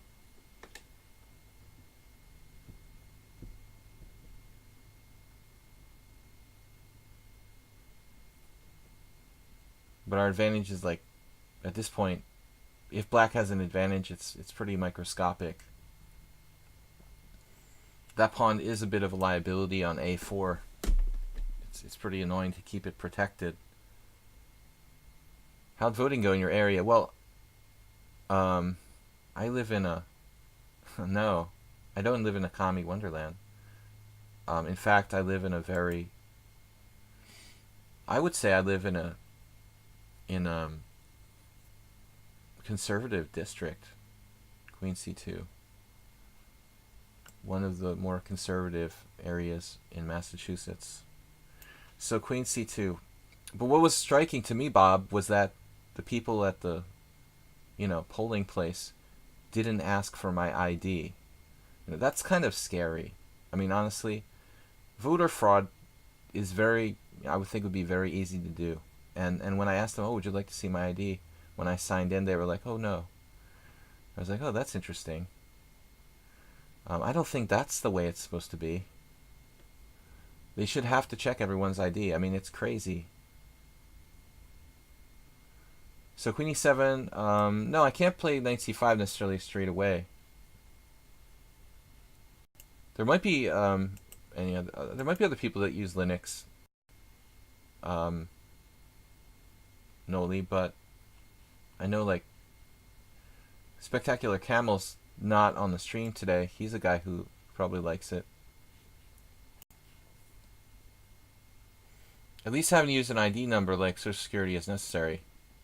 Yeah, and they didn't, They just like check you off of this list and take your word for your identity. I mean, that's insane. I could I wouldn't do it obviously, but you could invite your neighbors. You could have people vote in your 90-year-old neighbor's name, and no one would even It's assumed that one person would vote. Yeah. Clearly, they're supposed to ask to see your ID. I mean,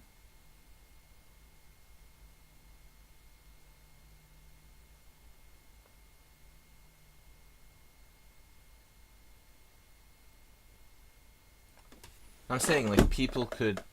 I'm sure that people do. Somehow vote.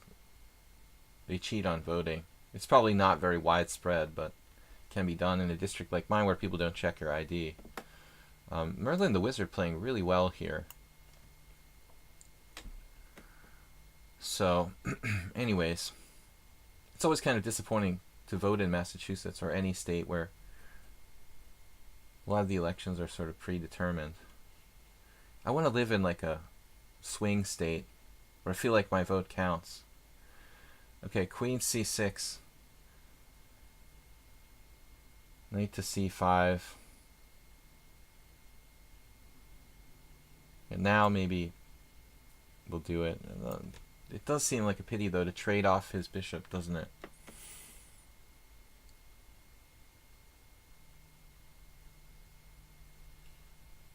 Alright, let's not do it and say we did. Now you can play like rook d5 in your face.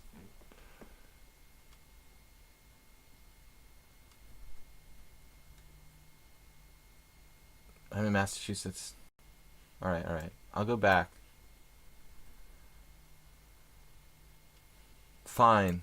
h6 there. Are you happy now? Guys, one last game. One last game coming up. If this game is ever over. He's really tough. Oh my god. Stop playing so tough. Alright, fine. Take my microscopic advantage.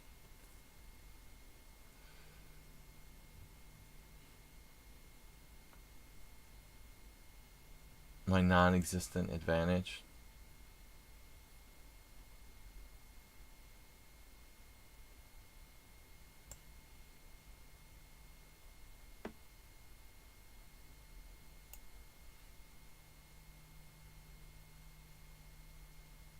Wow.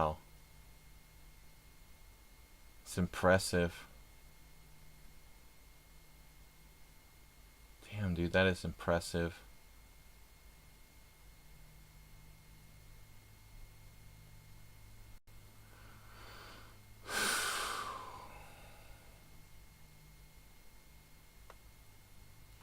He's 1822.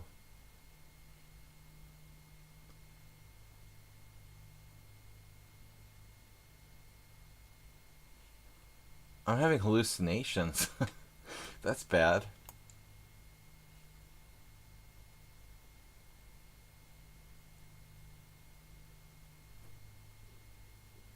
He's playing for more than a draw now.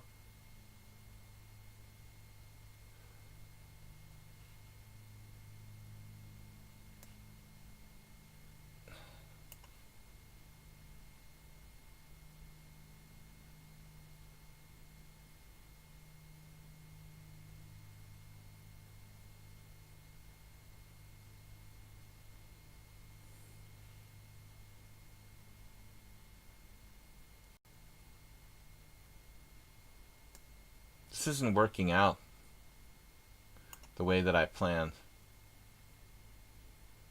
I guess my queen belongs on c5 after all.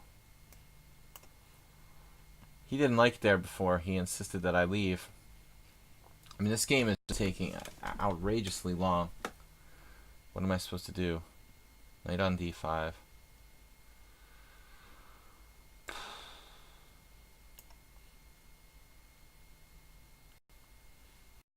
Please make a mistake.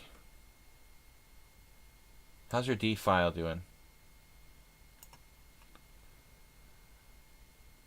Oh, he's still doing it. Oh my god. This guy's 1800? Damn. Positional genius.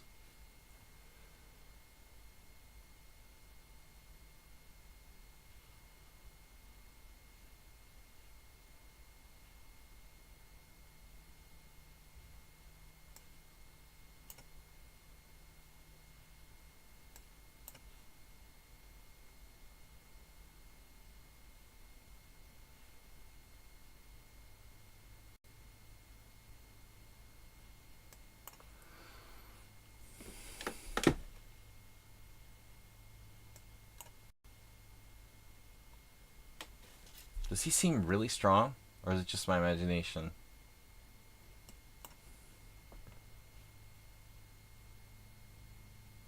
Extremely motivated, too.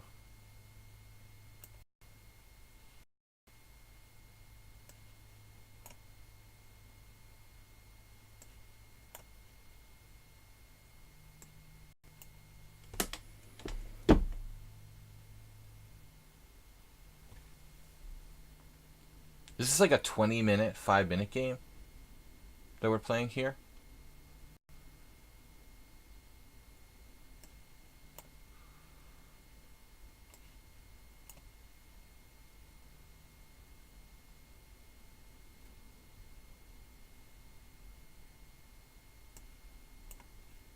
Sure, should I? I could have played rook b3 check. Oh my god. Alright. Take, king d2. Yeah.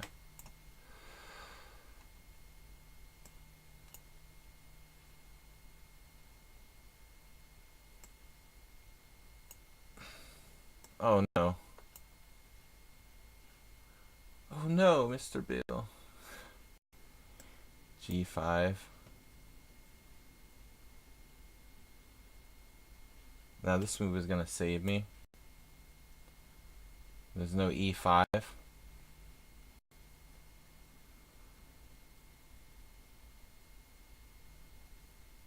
Well, you can say he hasn't blundered, but he's made some mistakes. Like, finally. Man. Alright, last game. This is going to be tough. I can't play any of those other guys. Scoble, I'm sorry, I got to go. This is my last game with Blue-Eyed Albino. We're over time. We're over time. I'm sorry I can't play Scobell. If Blue-Eyed Albino's not here, I'm going to end the stream. So, unusual openings. I didn't play an unusual opening last game. I failed. I stumbled. I'm supposed to play unusual openings. C3, the Saragossa opening, which I've played myself. Alright, what do we do against this? We're going to play E5. Alexandria Princess just arrived. So we're just finishing. We're actually over time. I'm supposed to be ending the stream now. It could be Ponziani. After E4, knight F6, knight F3. Yeah, Merlin's tough. Very, very tough game. True that, Bob. Yeah, Bodice is going to enjoy the stream. This is another one of his favorite structures.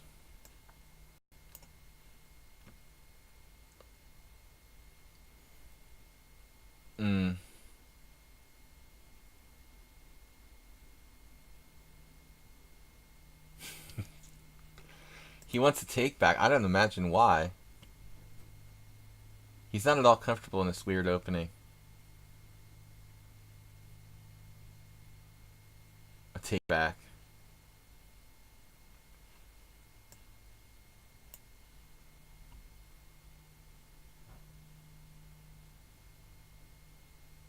Bobette. We have knight f5 or knight f4 every game this stream, it looks like. I could have played king f7 if I was feeling really inspired after bishop b5 check. Probably that's not a bad idea. Now, we might see a positional chess lesson if I'm not careful here. I was threatening f4. I would have won a piece if I had not given him a take back. Queen f3. It's kind of a weird move.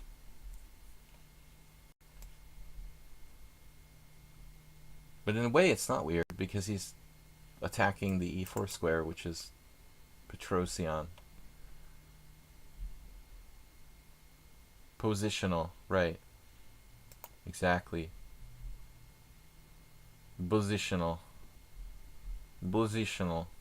Knight takes d5 now. E4. E4. That's an awesome move. I love that move. Oh my god. I almost have to play that move just because I can. I think the move should be played just because I can play that move. Don't you agree?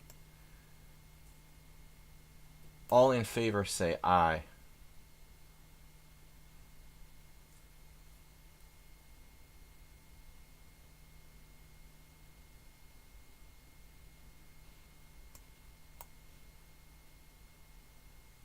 Now we're just in chess twilight zone.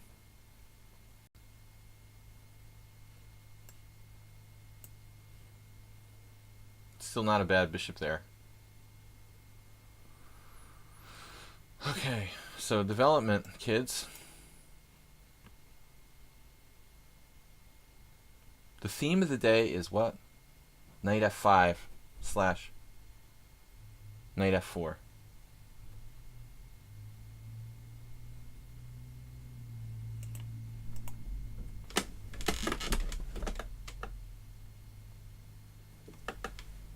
Strange noises.